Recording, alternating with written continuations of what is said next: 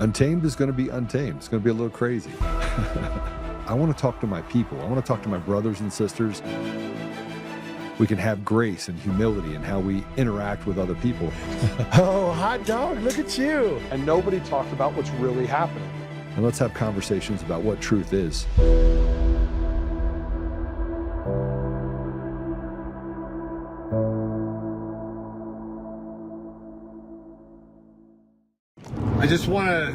I want you guys all to go check the math.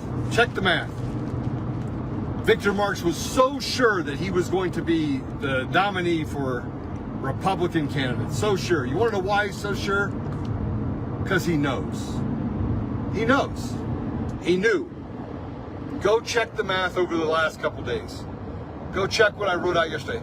I said they will not let Barb Kirkmeyer win. They will not let Scott Bottoms win. When Barb Kirkmeyer was at 48% and Victor Marx was at 35%, I put up a post and I was like, don't worry about it. Guess what's going to happen? They're not going to let Barb win. I then, when it got closer and it was 41% to 38%, I put up another post and I said, the elections are fake and gay.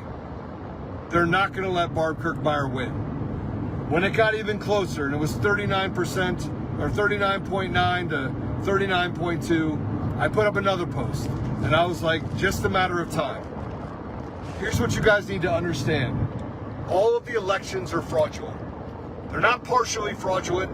They're not sometimes fraudulent. They're not, hey, we have a free and fair election in Elbert County because somebody collected votes that were mail-in ballots. They're all fraudulent. They're frauds. They get to pick winners and losers. And we sit back and we watch it happen. We watch it happen and we let people justify it that only 41% of the Republicans actually came out to vote and only 48% of the Democrats. Let me do the math for you, okay? For all the people in the back of the room, when you build a system that has stored procedures, when you build a system that is behind a black box, all you have to do is press one button and the entire outcome is figured out. And the fact that you had 50-50 and a 20% outlier with Scott Bottoms shows you everything you need to know about the election. It's fraudulent. It is fraudulent. And let's talk about Bennett and Weiser. Weiser is a part of this cartel government. You had Polis, Weiser, and Griswold. Over the last 8 years, the places fell into a total state of disrepair. Complete state of disrepair. It's the third most dangerous state in the entire country.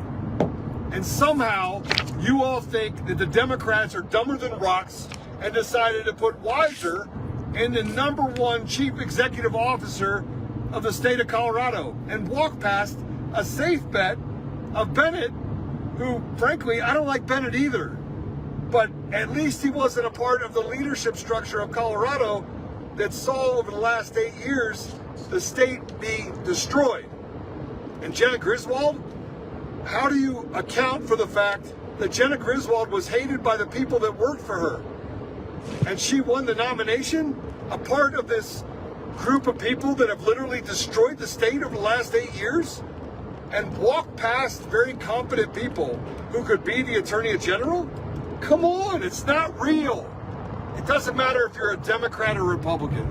The elections are fixed. They're fraudulent. And we showed it to you in 2020. We showed it to you in 2022. And now the media is saying that all of a sudden the American people are rushing towards communism as if it's some sort of savior for us. It's absurd. It's absurd.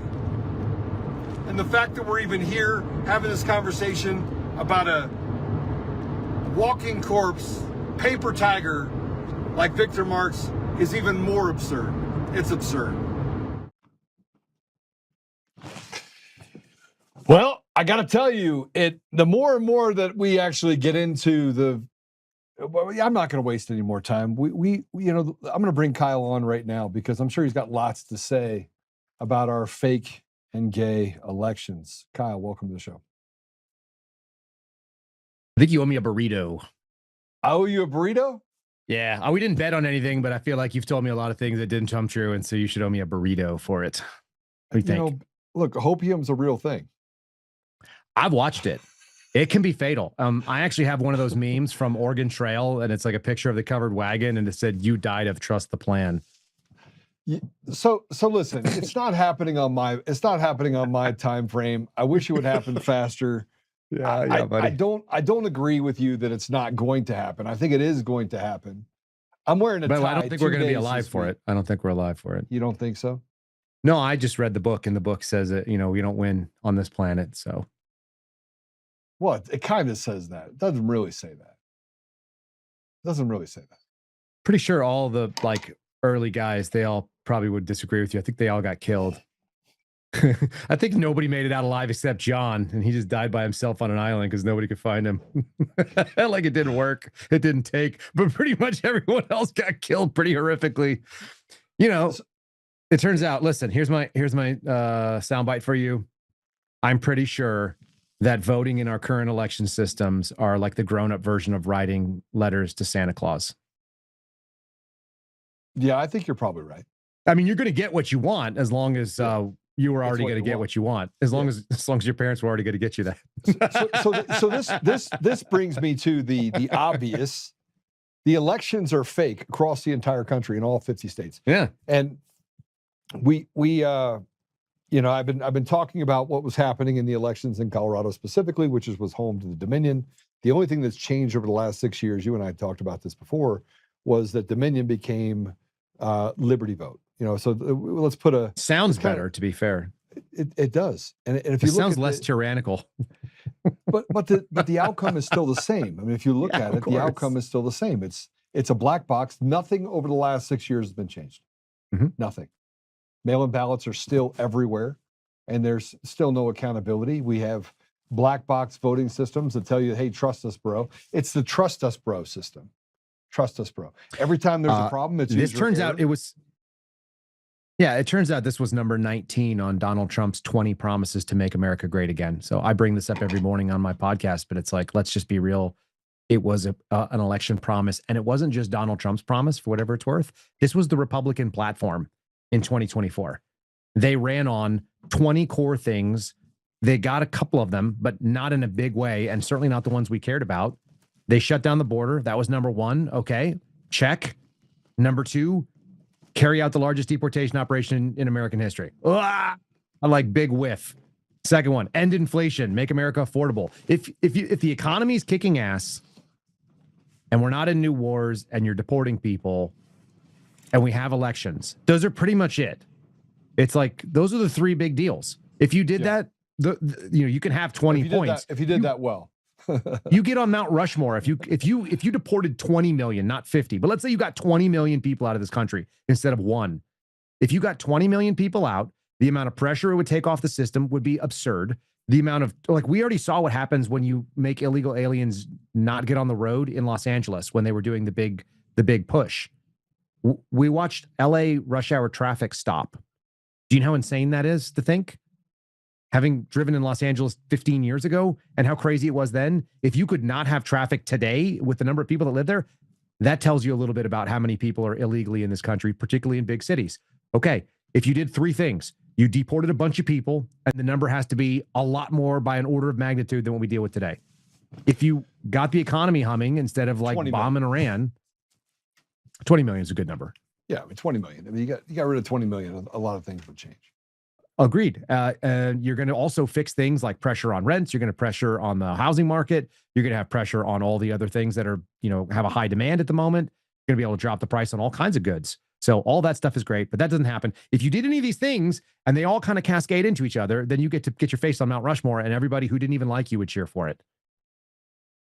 Or you could just not do that, and you could just take a couple $1 billion in crypto and increase your net worth by 2 or 3x, and have your children get all kinds of massive Pentagon deals. Hold on a second. Time out.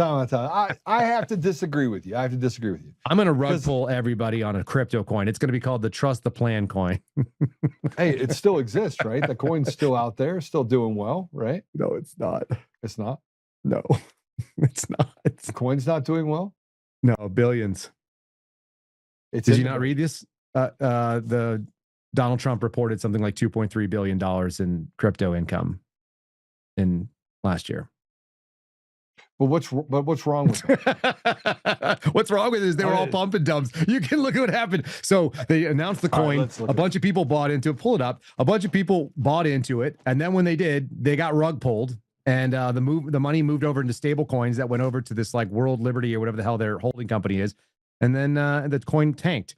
I read an analysis from a crypto account the other day that said if you bought $1 million worth of Melania, the Melania meme coin, $1 million when it was first introduced, it's worth $8,000 worth of holdings at this point. Your $1 million is worth $8,000. Are you serious? I'm dead serious. It's crazy bad. The graph is classic. It's a pump and dump. It goes like straight up. Everybody who got into it. There's a drop. There was a minor pump, and then it just tanked. So all these people got rug pulled by their president. And the president's family. But that's atrocious. Well, how do you do that? Just time out. I know this hurts your feelings. Sorry. It kind of hurts my feelings because look, I buy stocks all the time. I bought crypto. I had a bunch of money that was in Bitcoin. I had Bitcoin money. My Bitcoin's worth 40% or 50% of what it was. Right? I've lost 50% on it. Now I haven't lost, 992,000. 992%. Yeah, I haven't done that. Whatever the hell that was. But you take risks when you actually get into things, right? And the I don't think that's who was buying into it. You do. You're a savvy investor. You're a man who's like played this game. You're an analytical type. Most people don't have that. Today, Donald Trump was out on the tarmac talking about how your 401k is doing better. Well, what does that do for me? First of all, I don't have a 401k. I got IRAs, but my IRA is doing better than it was, I guess. I mean, it's gone up every year, so fine. But telling me that my IRA is doing well when I'm 44 and I got 4 kids to feed, I can't eat an IRA. I can't pull money out of it to go to Costco and go shopping just because. And the number of people that are making money in the market on a daily basis that are like feeding themselves with stock trading, it's under 2% of the country. So again, I'm just saying the bold arguments that need to be made are you already made them and you won an election if you believe that sort of thing. I actually don't believe the election in 24 was not without the same problems. I just think that they thought if they put someone in other than Donald Trump, we were going to kill him. I think that was what was going on. I think you got a really good number of people showing that if you go the wrong way with this election, it's going to result in people getting drawn out and guillotined. And Donald Trump seems like he's okay with the idea of guillotines because his daughter's out there talking about how she had $800 million and they're going to develop a private island. And there's all this crazy stuff that just sounds French Revolution-y to me. I'm just listening to it going, when are regular people that are struggling? And there's a lot of them. And to be fair, I don't struggle every day, but I got friends all around me that do. I got neighbors that are worried whether or not they're going to be able to feed their family. They've lost a job in an industry that may be going away. So when people look around and they go, hey, didn't we elect the so-called blue-collar billionaire, the guy who was like, I get it. I want to make America awesome, and I want to make it awesome for you specifically. And now he's just out there telling you it's awesome, but it's K-shaped.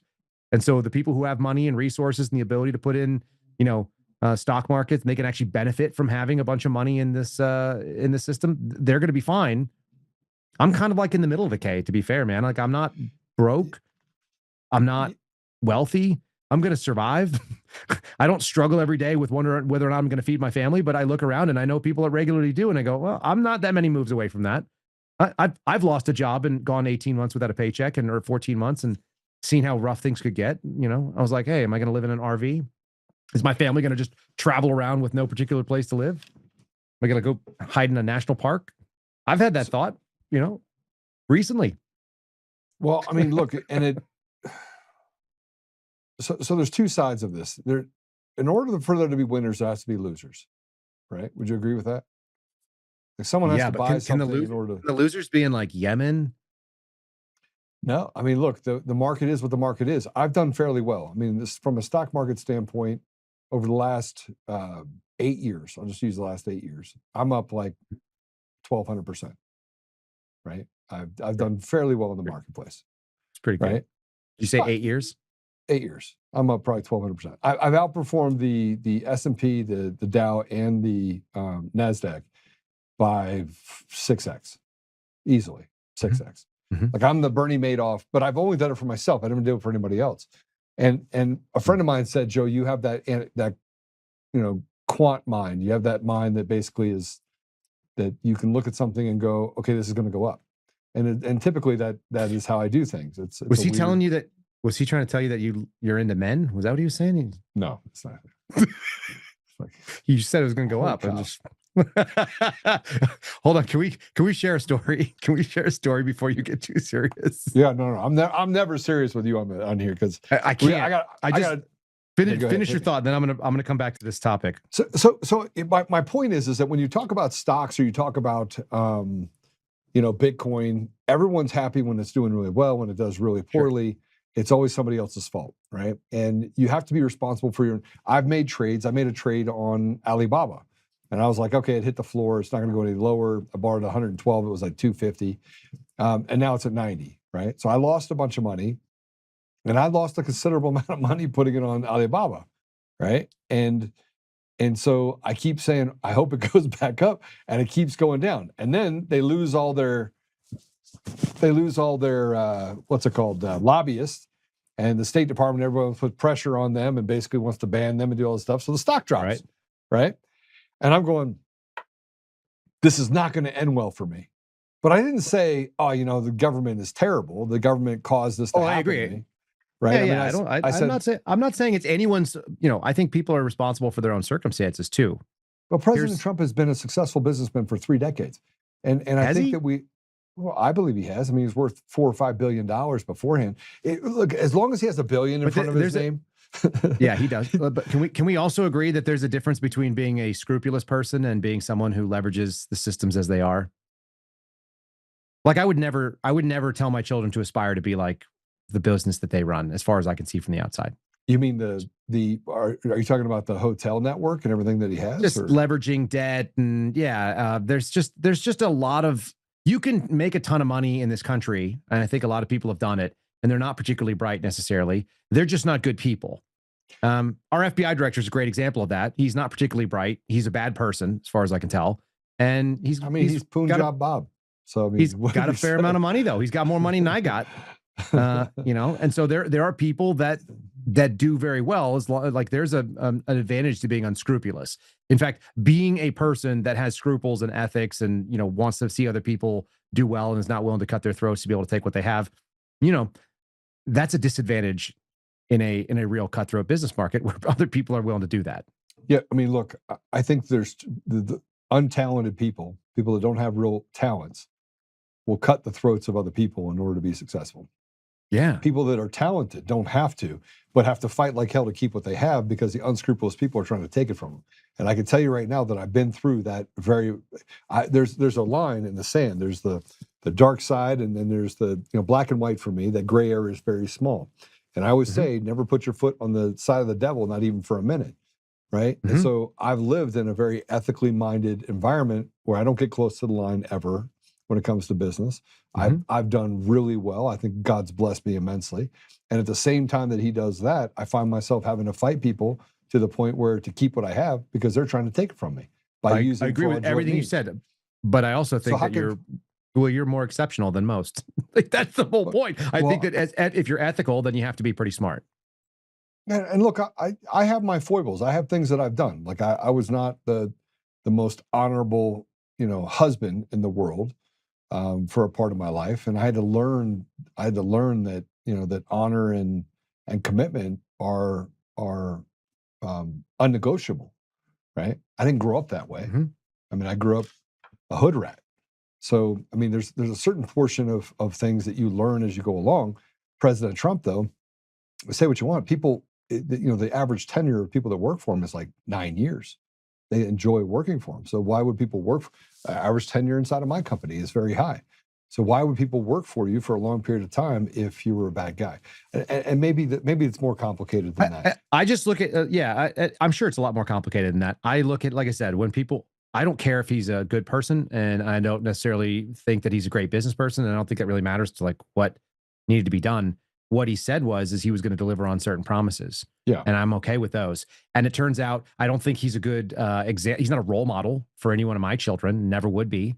He's an adulterer and he's philandered on his wife and he's betrayed some of the most fundamental trust that you could do. So there's like a lot of problems that I could look and go, that's not what I think good men necessarily do, but maybe great men do. This is the kind of argument, the good versus great, right? A lot of good men are not great and a lot of great men are not good. Is that fair? Yeah, but I mean, Kyle, All I'm saying is, all I want him to do is, well, yeah, I'm me. But you're an exceptional individual that has lived his life according to being exceptional, right? You're exceptionally smart. Your analytical skills are above probably, I've never seen someone whose mind works as fast as yours.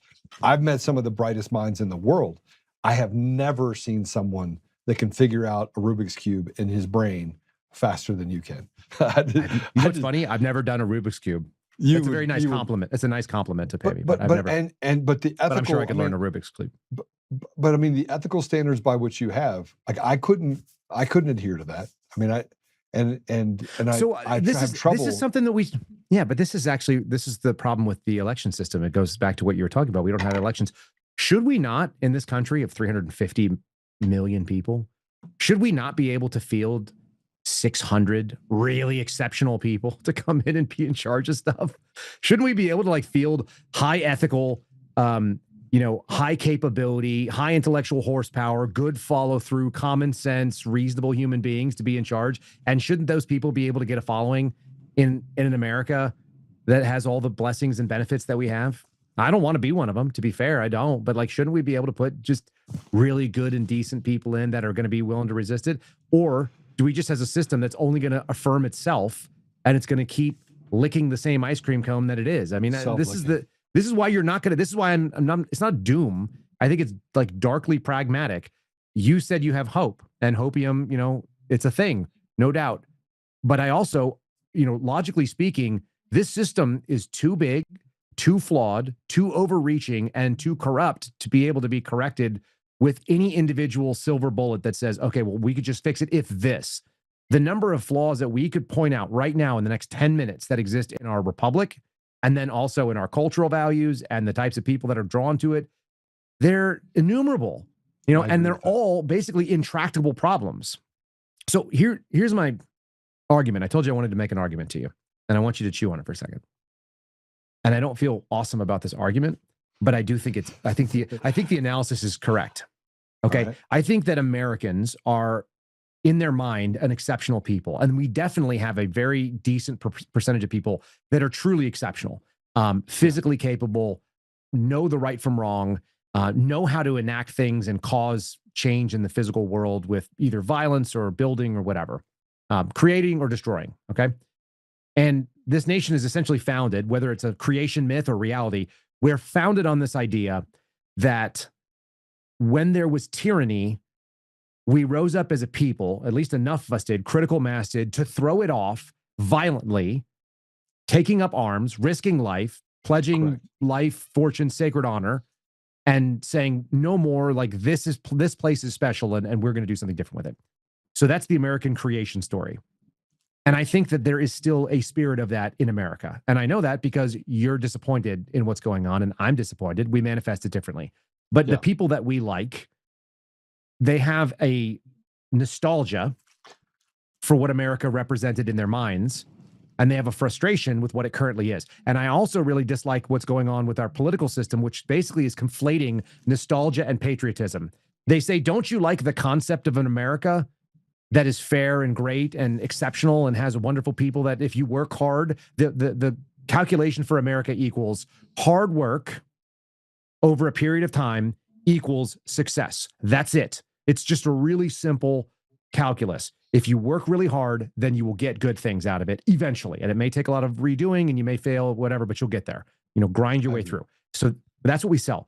Right now, what people see is work really hard and you might get success. You're also going to be holding on to a bunch of anchors that are going to be dragged along with you. Not because you said, I want to take care of people at my church or my community is valuable or my neighbor needs something, right?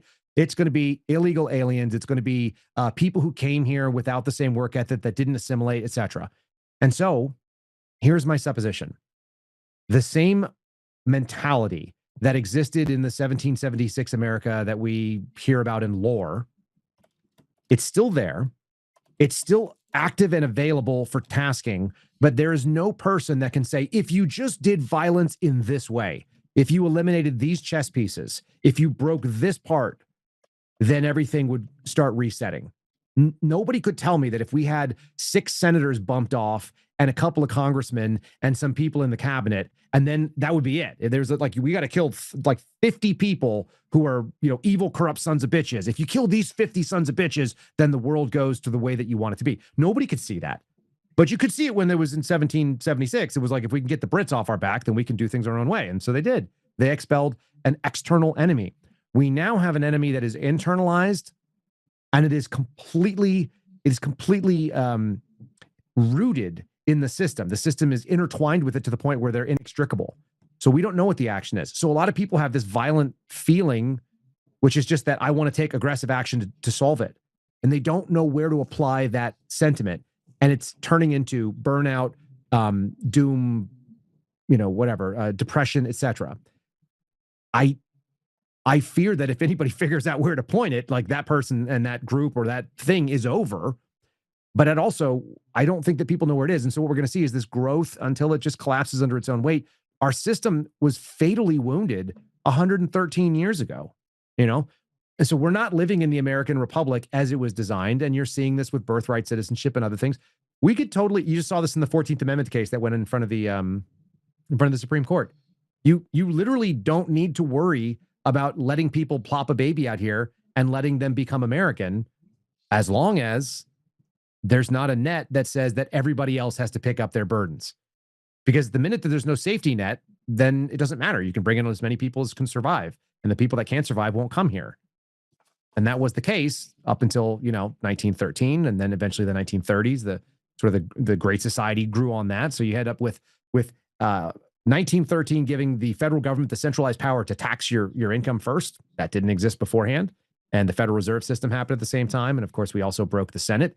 You move forward a couple of years and you end up with the post-Depression era, or the FDR moves to try to bring about a bunch of civic works and have the government actually give people a redistribution of money, which is crazy as far as America goes. And then that's become standardized. And then you have the Great Society. And now you're in a place where it is expected that you will get things. Like being born on American soil equals you get lots of goodies. That's a fatal flaw that happened long before any of us were around. So, the voting system, but it's like we can't vote our way out of that. Well, The system doesn't want it. So the system doesn't want it because they're afraid of who moved my cheese. It's the idea that they could give up entitlements or give up self-interest in order to give back the people the ability to self-govern. And right now, we're not in a place of self-governorship. We don't have a free and fair system. We have a judicial coup that, in large part, basically throws the laws out, does whatever they want, puts American people at risk, creates victims out of our community, stripped us of our First Amendment, Second Amendment rights, justifies it by saying we're here to help, does things to indoctrinate our children inside the schools because that's the ideal that's been passed down from someone above them. And they want to keep their jobs. They want to keep their own environment. So that's why they adhere to this. So it's not, it is an easy problem to fix if we were able to attach the very problem. Let's say there's 1 to 20 and President Trump got 6 of the 20 right. The only one that the American people, and I think this is where he got it wrong, is fixated on is that they want free and fair elections. And from there, let us take care of it ourselves.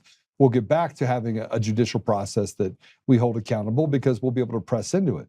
But when you see no progress over 6 years, and you know that the fundamental value over the last 6 years that got us to the place where DSA is getting elected, DSA officials, Democrat Socialists of America get elected, Mandami is running, New York, rent is being frozen for illegals and people from other countries, while the American people are suffering. People are stepping over the dead bodies. Own the building. And they're stealing those buildings. They're stealing those buildings. And I have a guy that's going to be coming on. His name's Tim Burton. That the DOJ and the FBI came in, stole $400 million from him. There was no judicial process. There was no jury. There was no, they just came in and took it from him. And under an SEC, he went and tried to whistleblow and said that the Chinese are laundering money, and they came and took everything from him, nearly $500 million, right? So we're recognizing that people are inside of a system that is largely built by people that are the haves, and 99% of America, not based on how much money you have, but 99% of America are the have-nots, Because if they find out that you have more than they want you to have, they'll just take it from you, right? And so the only way you equalize this, and I think that that's the one thing that I want to get out of this, is that, you know, you're not happy with what President Trump is doing. I'm not happy with several things that haven't gotten done. I have hopium. You don't. You rub off on me a little bit on that. I know, because I just heard you say all of my calculus. You just went through the entire math problem the same way that I'm adding it up. And you're adding it up to a different answer, I think. But well, I think we've done this. We've done this for about 2 years, you and I, maybe more. And each time that you and I've had a private conversation where you're like, "Oh my God, this is about to happen."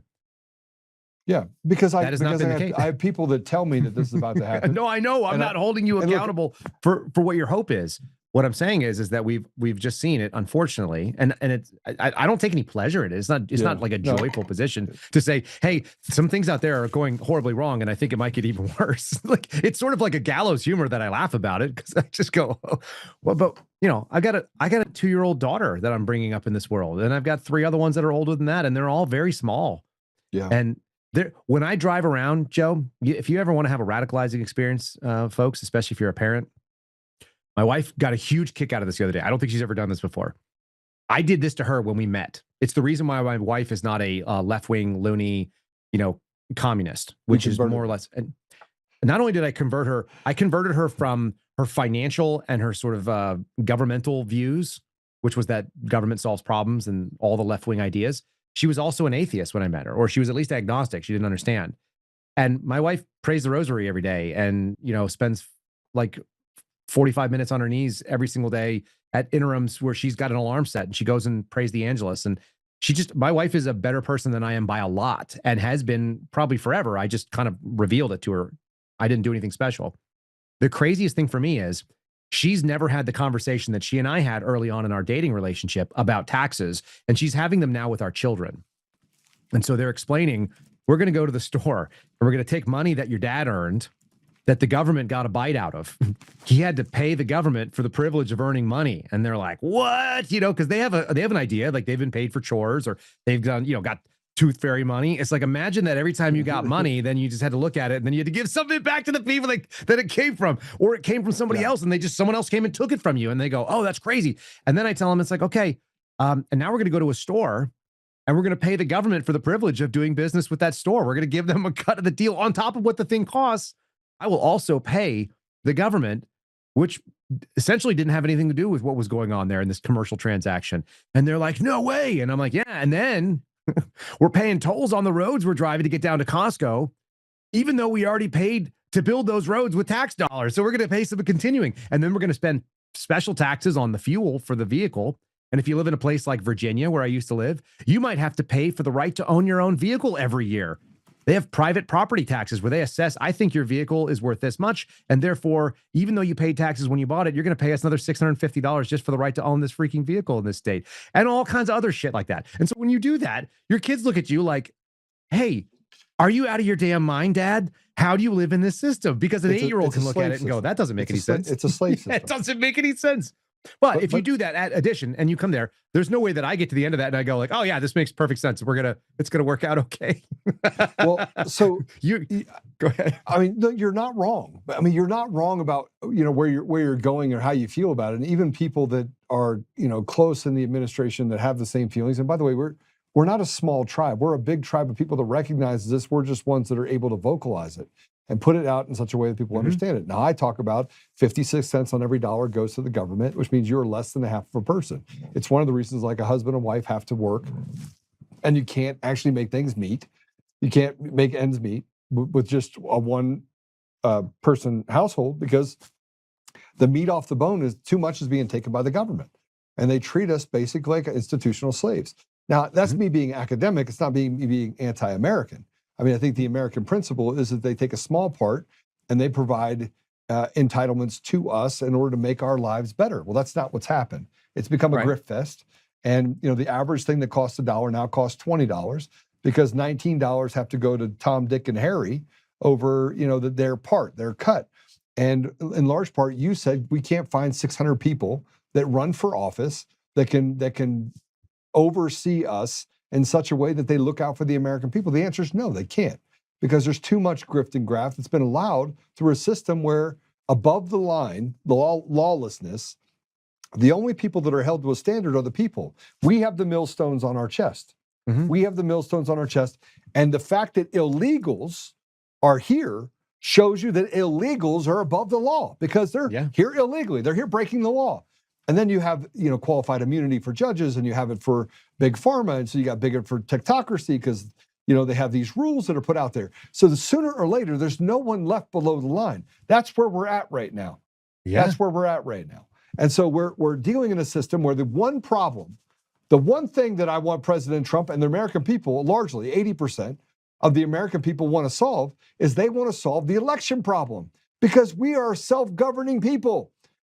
If you allow us to elect people that are good people and you put your boot on the neck of media, in other words, pull back the 2012 Smith Modernization Act, rescind it. Make it so that the media can't lie to people and use it as a bully pulpit to beat people into submission over ideals, right? Then you have a chance. Otherwise, we're going towards civil war. We'll be there in the next 5 years. And frankly, we know who our targets are. But the other side doesn't. They're a bunch of fools that believe that. I literally just got a message today. I was just before we went on, some guy decided to let me know that he was coming for me. And I thought that was pretty fun. He said, you're getting effed up. Before any of the Marxists do, when the shit hits the fan, we're going to take out the traitors to our movement first. It's like the traitors are the ones that are calling out a spade and are recognizing the problem is what it is. How are you going to fix a problem if you can't even diagnose it? And that's the crazy thing that I see. I see a lot of people, they want to believe that this is the danger. I'm not sure a lot of Americans want the responsibility that comes with the freedom of an actual election. You said our tribe is bigger than I think. I'm sure it is. I think that in theory, that sounds good, right up until the point where you realize there is nobody else to blame. There is no other thing you can lean on. And that means that all the safety nets are off. It's like, well, my wife would be like, well, what are they putting in our food? And you go, oh, well, do you want government to look into it? Because I don't. I would rather just look into the farmer's hand and find out what he's cutting up and if he's adding weird shit to the meat, because I'll know if he's unscrupulous. I want to deal more directly with people. I want to have less middlemen, and that involves, less government intervention. It also involves less, sort of other people that are non-producers getting involved in the logistics chain. And we actually have a place now, crazily enough.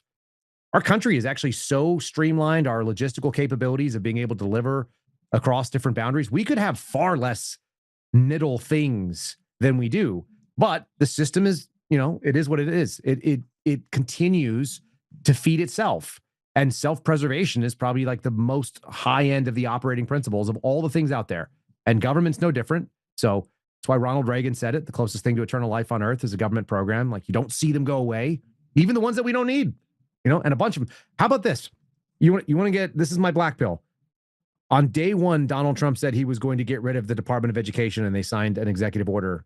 And it's an executive program with an executive staff. And there's still a Secretary of Education.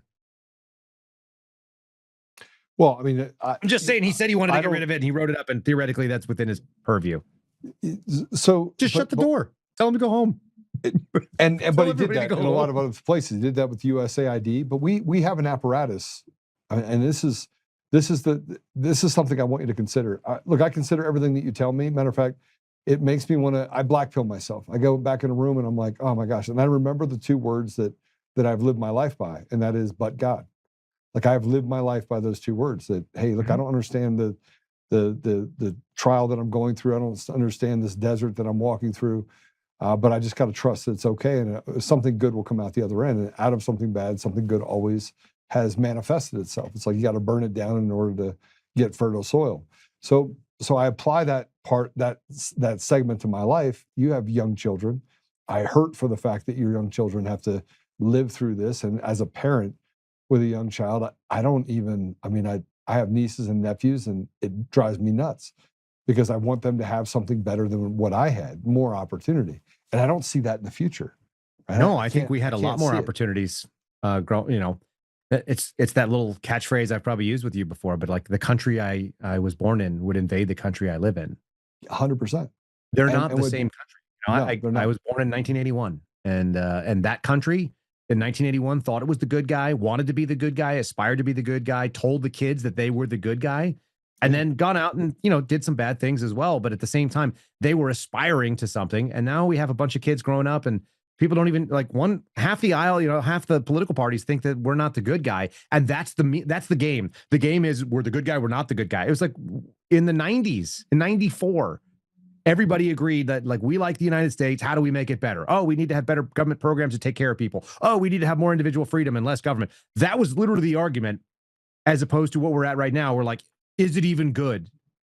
It's like, we haven't even accepted the same premise anymore. We've literally lost the foundational pieces that made us the same thing. So our tribe I'm sure is quite big. I'm sure it's actually a majority of Americans.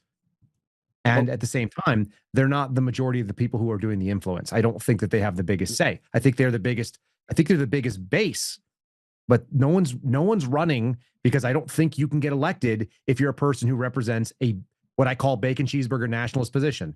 If you're an American from 20 years ago, or let's call it 30 years ago, if you're a regular American from 30 years ago, you can't get elected in this system, because I don't think the elections are working. I don't think they're real. Well, they're not real. They're not real at any level, because they have too many trap doors, too many levers that you can pull.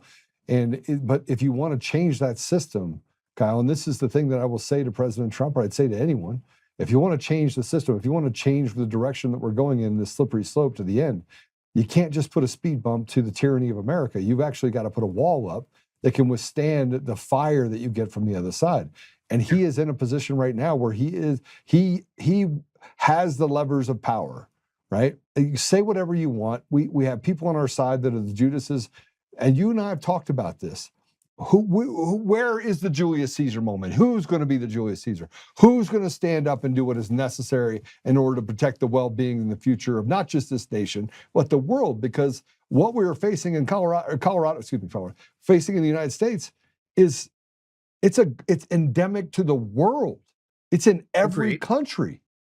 Yeah, and this would be, I would say, one of the last dominoes. But my argument to you, I don't think it's going to be an 80-year-old heavy-set man. I just don't.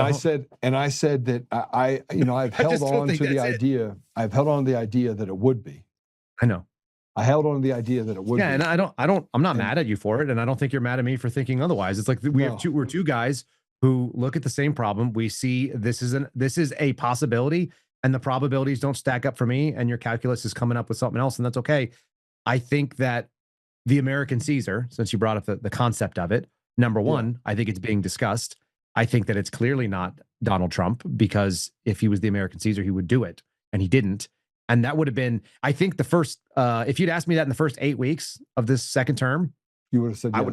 I would have said, wow, he's sure as hell going that route.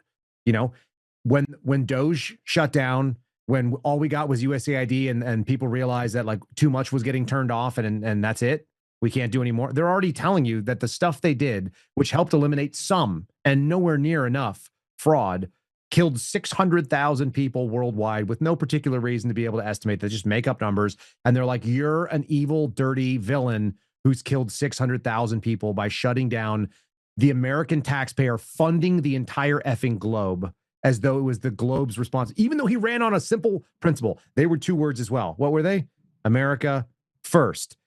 Right. It's the equivalent of my, I think Tom Massey said it the other day when he was in some sort of a speech. He said the idea that you were handing out foreign aid at this point in American, history, with the debt that we have and the way that everything's all stacked up and the way that our system is leveraged. He's like, it would be the equivalent of running with pails of water to water your neighbor's flowers while your house was on fire. It's a great analogy too. When you get to it, you're like, yep, that's what we're doing. We're watering the neighbor's flowers as our house is burning. I don't think this guy is there. And again, whenever it happened, something changed. It felt like it actually happened in June or July of 2025. If I'm going to pin it down to something, I watched a few things happen simultaneously, and I don't know if they're related, and I don't have any evidence they are. I just know that we had a flood in Texas, a big one, and a bunch of young girls were killed in a religious camp. And as soon as that information came out, that Sunday night, while the flooding had happened on a Friday and a Saturday, and through the Sunday they were doing body recovery, and it was a horrific story, the DOJ dropped the Epstein investigation memo closing the Epstein investigation. And there was a like a radical pivot in, I don't know that it was about that specifically, and I'm not particularly conspiratorial about Epstein I think he's a symptom, not like the problem. But I do think there was a pivot where something changed and it was in focus. And they're like, we're closing out liabilities in this administration. We are battening down the hatches and we're just going to weather the storm and we're all going to come out okay, but everyone else might be effed. That's what it looked like. And we've kind of gone that route. That's what I think. I can't. So I will tell you this. I don't believe that President Trump is, has lived a virtuous life. Look, I haven't lived a virtuous life. Actually, I have in a lot of ways, but I mean, I paid for an abortion because it was convenient. I live with it still crushes me to this day. Like I think about it all the time, right? Because I have two beautiful children, and frankly, it's a path that I wish I never would have taken. I wasn't particularly a good, husband to my first wife. I think I've been a pretty good husband to my second wife, but still, I have my issues.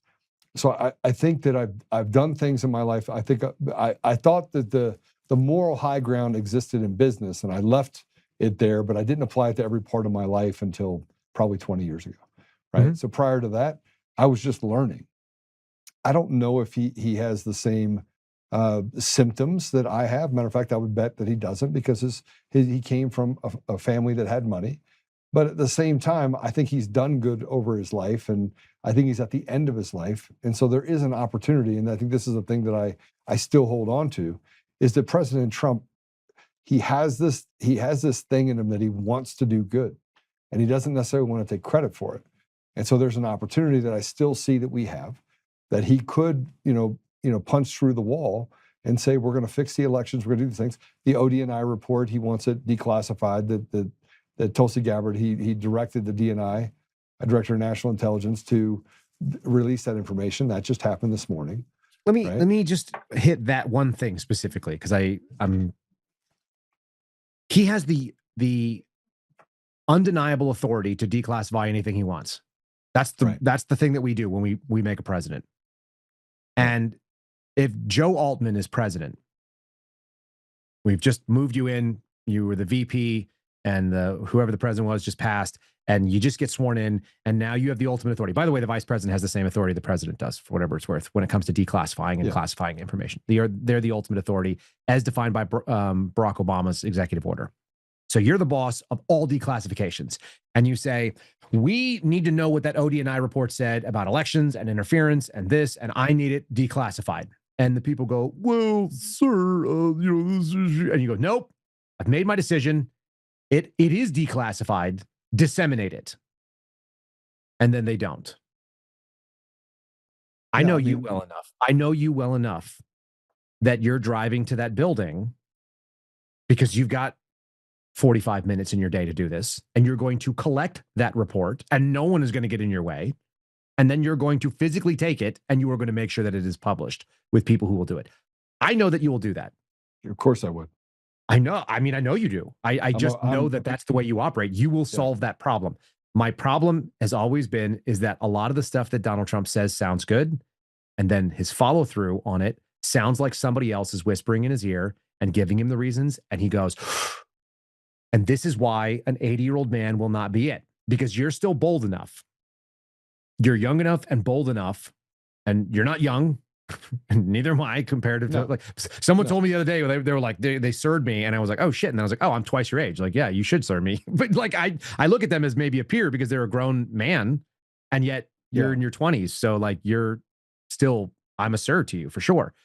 We're old enough to know some things, and still young enough, maybe stupid enough and bold enough to do things. And there's a sweet spot for that. And it's the reason why you don't keep people in positions of executive authority into their 80s. And probably at 60 something, we should start reevaluating that. And we don't like to admit it because we're all getting older. I'm older every day. I got more gray in my muzzle every day. I look and I go, oh crap. I feel like I should be younger. And then I'm like, oh, but this hurts. Why does that hurt? Because I'm not young anymore. So the recognition that I love my father to pieces. He's 77 years old, and I don't want my dad necessarily running a town. I don't think he should be the mayor of anywhere because he's not bold enough now, because there are things that are threats to him that would never have been threats to him before. And we all slow down not recognize it. And Donald Trump is exceptional. I will give him the exceptional. At 80, he's exceptionally energetic. Yes. He is exceptionally with it on every level. And he is still not the man that he was 10 years ago. And he's certainly not the man that he was 30 years ago. And I've listened to those interviews, and they're glaring. And he's less articulate, and he's less fluid in thought, and he's less connected to the things that he's talking about, because I just feel like his analysis it's old, it's tired. Some of it has to come from the exhaustion. So he gets all the grace of being an 80-year-old man who probably had great ideas and intention, and yet executing at 80, it's not a thing that we should expect of anyone. And so I don't even like that he's in the office. And I didn't like it when he ran. I would have preferred someone else did it. I would have loved if he said, they came for me. This is unacceptable. I'm going to hand my my imprimatur and my blessing down to this person who's going to carry on the banner. Someone has to pick it up, and it has to be someone younger and smart and gets the principle. If he had done that, and that had gone into 2024, I don't know if we'd be in a better spot, but I knew that he wasn't the American Caesar when the first couple of weeks went away, and it was like he ran out of gas, it seemed like.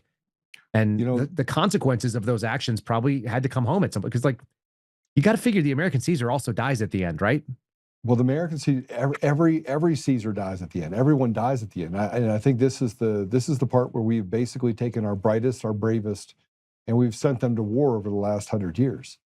Sure. And what's left is kind of what the bottom of the barrel, right? And so there are still those that survived that pushed it through their families. There's still, frankly, my grandfather was one of the bravest men I've ever met. I mean, he was unbelievable.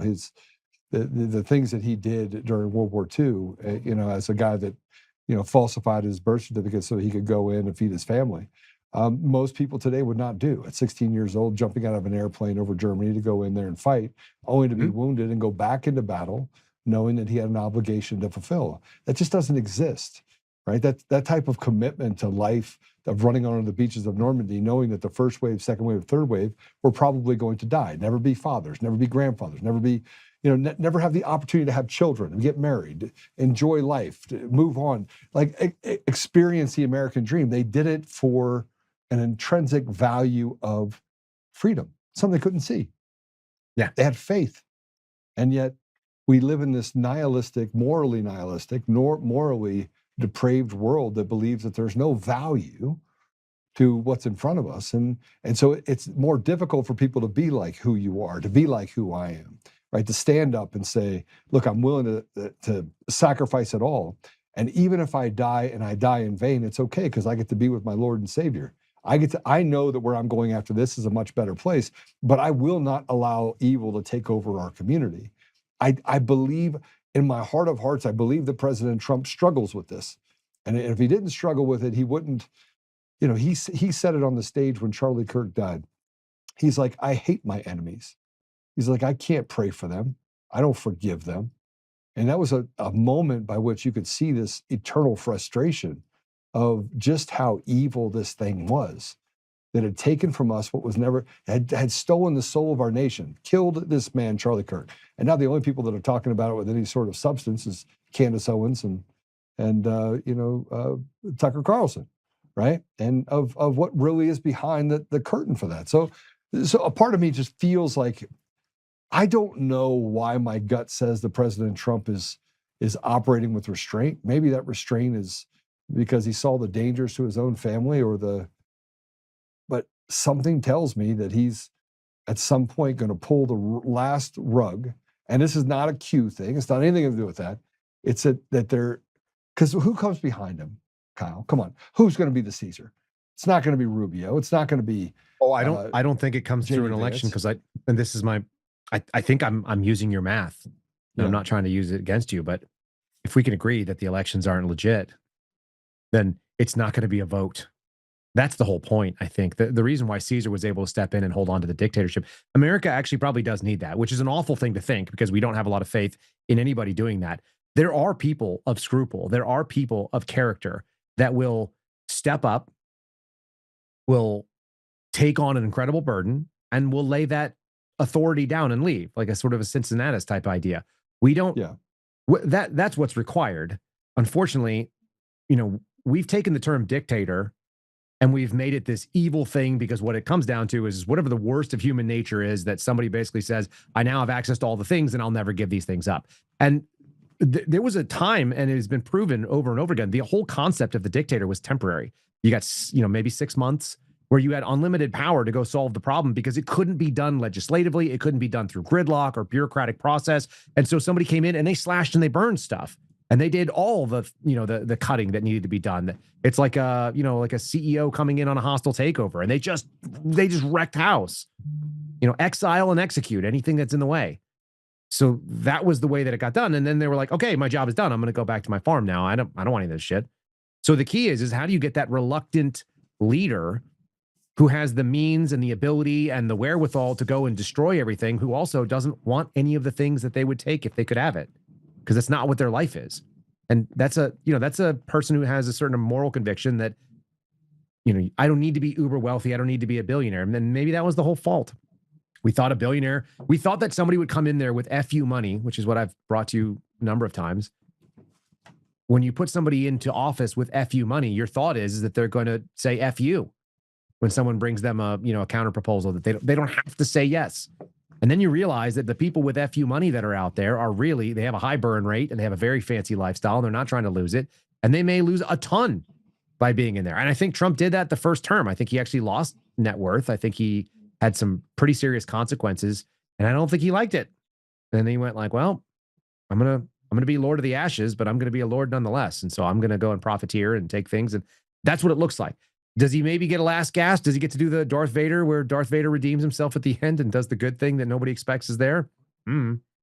But I will say that past performance tends to predict, future behaviors pretty well. So I don't have any guess in that. And you're by the way, you're but God, which I do agree with you on that 100%. The funny thing about that is there are centuries of humanity that suffered and died and had horrifically short, brutal lives. Yes. And, God had some other plan. It had nothing to do with what we thought it was going to be. So our version of but God equals in my time for my life, that would be good for me. And that is not what but God is about. So just to kind of expand out that concept, it's like, yeah, I do think so. But I don't think there's nothing that says America wins, that America is going to be a great place, that it has to continue as it does, that our children are going to have success in this land. Even though you and I want it desperately, and I think we would give up a lot for it, I don't think there's anything that guarantees that's the case, for whatever it's worth. No, I think you're right. But it's hard to accept that because you're a man who goes out there and causes things to be the way that you want them to be. And I do the same in my own life. So you and I are people who say, there's a problem, I can affect the change, let me go do it. And I'm used to being able to move boulders. I'm used to I'm used to being able to move boulders. I'm used to being able to, we're building something right now, and I called up a friend of mine, and he goes, who's going to be running it? And I was like, me. And he goes, I'm in. And I go, okay, but I haven't told you how much money I need from you yet. And he's like, I don't care. He says, send me a bill. And I was like, okay, I didn't tell you how much you'd get for that money. He goes, yeah, still don't care. But it's the idea that he knows that I have the ability to affect change based on pushing that boulder uphill. I will will it to that, right? It's for sure. I can't in this. This is not a problem that is of a scale that you can affect. And I'm starting to get to the point where I'm okay with that. I'm also recognizing that a large number of people have taken advantage of me and used me over the last 6 years in a way that makes me feel like I've been a prostitute of sorts. That, yeah, I'm solving problems and doing things, and people take credit for it, and I get out there and I fight, and people are like, oh, let Joe fight. Yeah, and they're standing back like here, like going, oh. Yeah, if he falls, no loss from our end. Yeah, that looks like it's a bummer. You know what's fun about that, Joe? Because I've watched it from the backside here, just in my own little way, just as your friend. And at one point, you and I had a conversation about why I didn't want to be in a business with you. And part of it was because I don't want to be part of whatever I've seen other people do. I don't want to owe you anything. I just want to be your friendship. Painful. So you can call me up and tell me that you're mad about someone screwing you over. And I go, yeah, I'm also mad at them. And I have no allegiance to them. I got no interest in them at all. I just care what's good for you. So we have that, kind of thing. But that submission to knowing that you don't have the scale you don't have the ability or the reach to affect the thing that you would like to see done, even if you can see the solution. And the odds are you and I probably can't see the scope of the problem. I think probably people that are in larger positions of power and have more read into whatever it looks like, they've got even worse. And it probably looks even worse from there. Maybe we could still find the answer, but I bet you it looks a lot worse than we think it does. If I had to just guess. Okay, but even that being the case, we don't have that ability. No one asked us to put that in. So here we are, a couple of guys that are just like mixing it up, frustrated with the status quo as it is. And that submission to saying, you know what, this problem, not only is it bigger than I can handle, but it might not even be my burden to deal with. So I've actually taken this the other direction. And I don't know if have I talked to you about my Fs? No. I've done this kind of retrospective because I get people complain to me all the time. They're like, you got nothing but bitching about what's going on and you got no solutions. And I went, you're right. Allow me to digest this and allow me to come back with a solution. So my solution is the problem is bigger than I can solve. And it may not be a solvable problem. It may just be a question of time. And I think that may be the case. That's my guess is that you and I don't fix election security and it doesn't get done on its own. And we can bitch about it all we like. And the people that are running it are benefiting from the system. The parties benefit. Certain people stay wealthy on it. So, okay, fine. So what can I do? What's my job then? What's my purpose? And mine came down to a series of Fs. And so they started off as 4 Fs. They've grown into 5. And I think there's an optional 6th F that is good. So we've got 6-ish Fs. Are you ready? Yeah. The first one is faith, which is the hardest. And it's the most important that you have to put up front. Mm-hmm. And so that's hard, especially for men who are used to being creatures of action, to be creatures of trust and weight. But that is what's required. So working on that is a very big chunk of your full-time job. Yeah. The second thing is family, which I think falls in there. God, family, right? And then they say country. So we'll do it in that order. Family is number 2 for the Fs. And solidifying your family, financially maintaining the system of your family, educating them for the future, insulating them and making them resilient against problems that are coming that you know are coming and you can't stop. So that's important. Number 3 is fitness, because you can individually affect your own fitness at a level you can't pretty much affect any other system. You have all the control of the inputs, most of the outputs, and you can also control the activity as long as you will it so. So fitness being the number 3. Firearms is number 4. We'll both get along on that one. We like to be able to shoot. That's the ability to ward off externals. And to the level that we're able to do so, we do so independently in our space. Yeah, I saw that. So there's our number 4. And number 5 is farming or food security. And so how do you solve the individual needs that you have there? And that means maybe you're growing on a piece of land, or maybe it means that you're just storing up and canning what you can from the grocery store and making those last, etc. But those are your 5 needs. And then the last one, which I think is kind of the indispensable, and I shared this with a friend of mine, just got out of the intelligence services. And I said, the last one is funny. You have to be able to laugh about the gallows situation that we're in. And you should be able to make like some pretty inappropriate jokes about the situation and how dire it is. Because every time I've been in a shit situation, when I was in the military, when I was broke as a joke, whatever it looked like, if I was sick as a dog and I thought I was going to die, and there's always some really, really hilariously dark comedy that comes out of that. And so a sense of humor being maintained is important. So funny. Those are the 6 Fs. And you can affect literally all of those on your own. You can do those. They have nothing to do with President Trump or the voting system or a shitty governor candidate. And I thought you were going to be the governor, so I was going to be moving to Colorado to get rid of the communism with you. But no, you're not going to. So all of the things that we can't affect that are at bigger levels, we can't even get our city council to stop. I can't even get my freaking city council to put in a fucking stoplight outside of my neighborhood. And people get hit there by other Indian drivers every single month. We would pay for it by just putting it up in insurance bills and ambulance costs, but we don't do it. So I can't even get a stop sign where a stop sign ought to be, and it would be $800.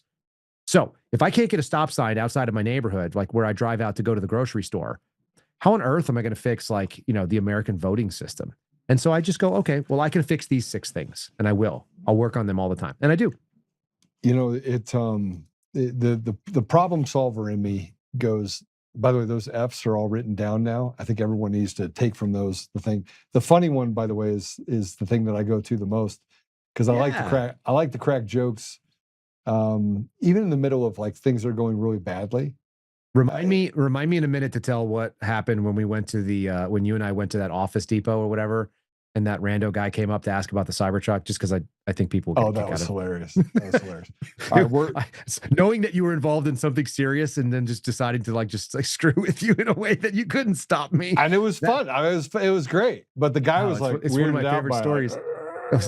like, Listen, this is my favorite. So one of my favorite ways to have fun, and it's not very nice, probably. yeah. But I like to have somebody else experience something that they weren't ready for. I lay out something that is absolutely hilarious and they don't know what to do with it. And the joke is I get to go and wonder what he thought forever and never know what the outcome It's was. like That guy people might have walked watching up- and creating a story. Let me tell you a story about that guy. Well, yeah. I created the story for that guy and then he walked off with it. And now you and I don't know what the outcome was, but it can only be funny. Yeah, because he doesn't know it. He's going to go home and be like, Short little version of this. I was taking my daughters. This is part of my family, the fitness, the firearms thing. I have night vision that I bought. I did some investment in that. It was super expensive and stupid for most people. Doesn't make sense. And I also have a night vision monocle, and a helmet that's like an airsoft helmet from my little kids. So I'm taking my 5-year-old, and I was taking my 7-year-old, and now my 9-year-old. I'm taking them out for walks in the dark because it's a thing to know how to walk under night vision. yeah. It's not natural. So I took my girls, and there was a night, which was in December of last year, and we're walking near Christmas, and I was wearing. on the phone with you. I don't think we were, because I wasn't talking to anybody at this point. I just was scaring the shit out of this poor guy. But I was I on had the phone a- with you right after you did this. Oh yeah. We talked after this. So I put on a helmet. Okay, it's a multicam helmet with like a 10K white phosphorus, high spec night vision. And it's got the battery pack in the back. It's all balanced out. It's got ear pro sitting on here and all the things. It's got all this stuff. And I got a rifle slung and I tucked it underneath my hoodie. So, because I'm not trying to use it. I just don't like going in the dark if there's things out in the dark. And I got my 7-year-old daughter who just turned 7. And she's wearing a sparkly unicorn jacket because she's a little girl. And she's got this freaking black, Ops Corps helmet on with a single PVS 14 night vision goggle, single, whatever tube. And we go walking out in the dark behind the house into the fields, like through the pond and stuff like this. We're out in the area. And we walked up to this one area. And when we turned around, we're walking back and there's only one way back. And somebody had kind of like cornered us there on accident. They didn't know we were there because we're moving really silently in the dark with no lights.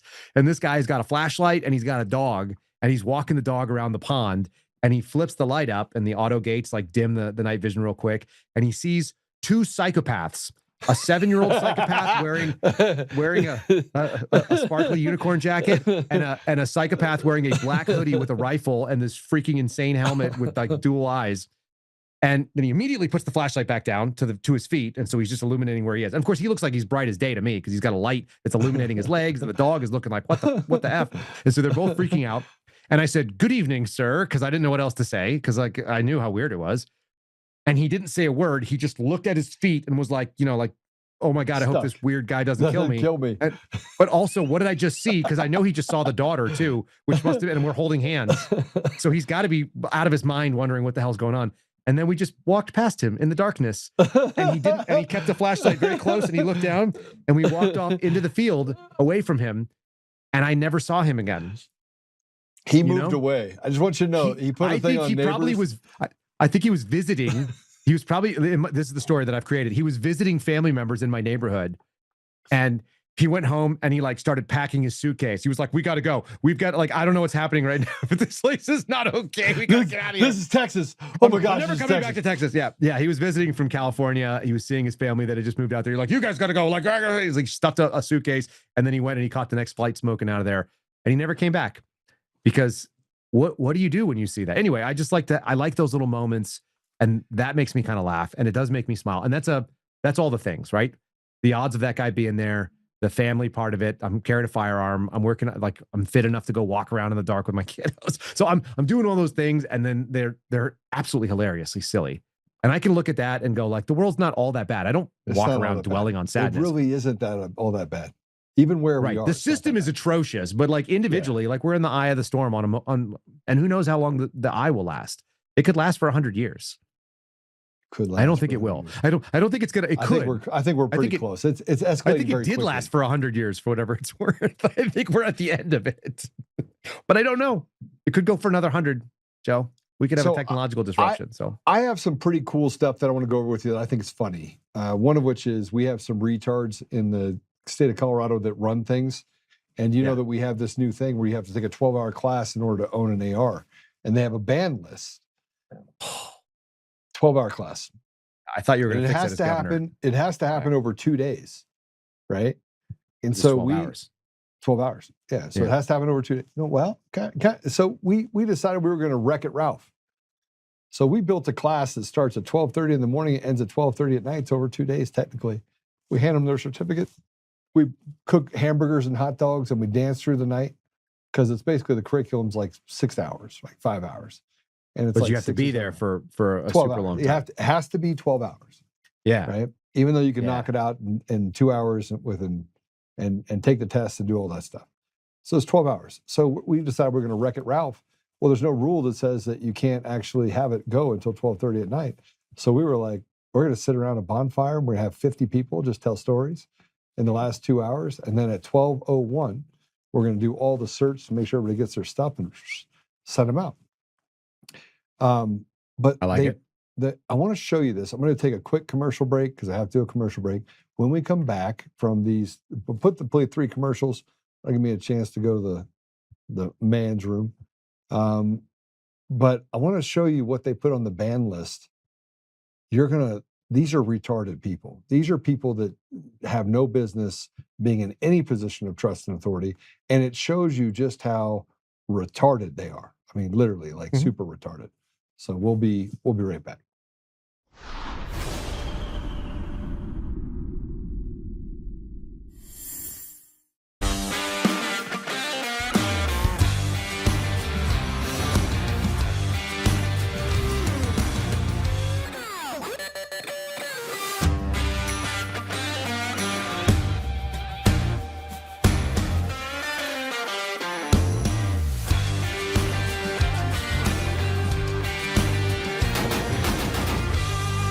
Come join the DCF family today, where we keep the range hot and the deals hotter. Oh, hi. I almost didn't see you there. Welcome to DCF Buns, where you can find the freshest buns in town, if I do say so myself. Oh, our master bakers teach class every week. So whether you're new to baking or trying to improve your culinary skills, we got you covered. And we can help you bake the cake of your dreams. We'll even clean your cake if you want. And if you don't want to bake anything yourself, we have loads of fresh buns available in a variety of shapes and sizes. Check us out at dcfbuns.com to learn more. DCF Buns, we keep the buns hot and the deals hotter. Buns.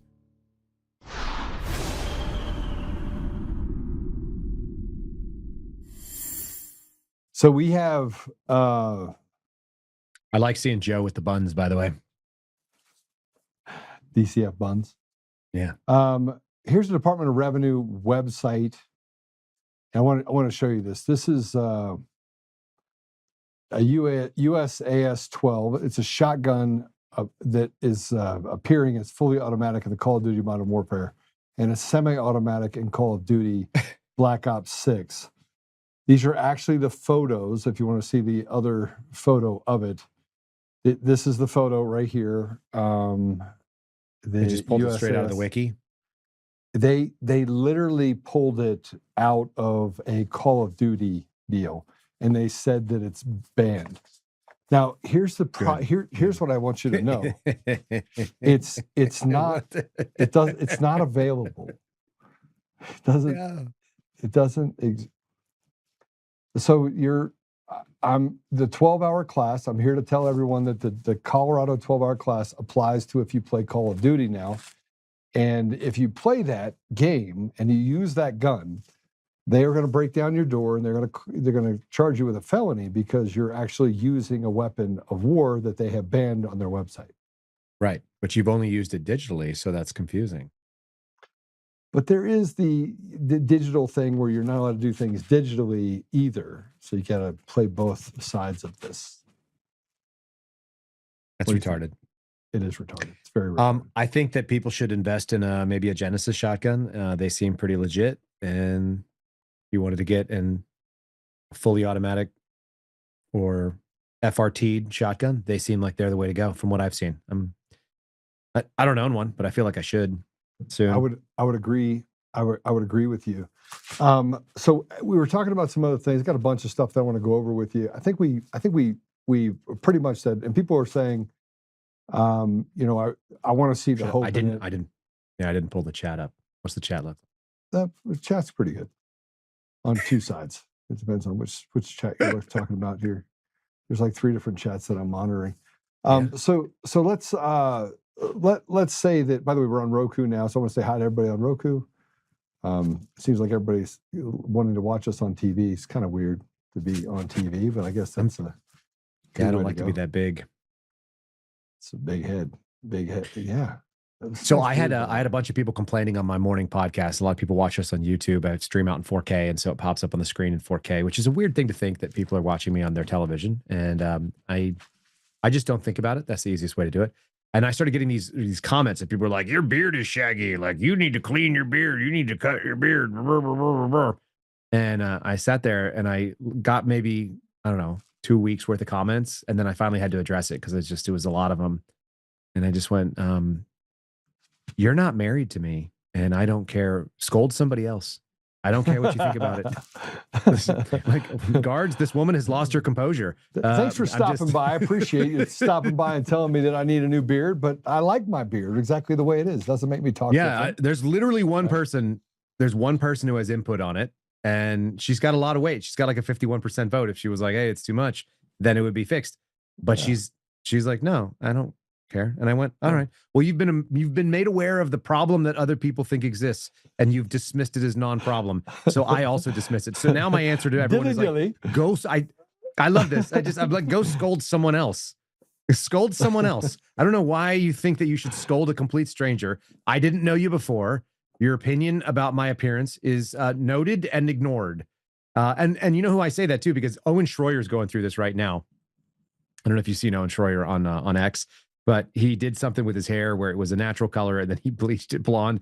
And it may or may not have involved it may have not involved a decision that he made on his own. This may have been like something that, like the waking up with a dick drawn on your forehead because your friends are such lovely people that they let you fall asleep and then draw something on you. I don't know if he actually did it. So now he's got this crazy hair color.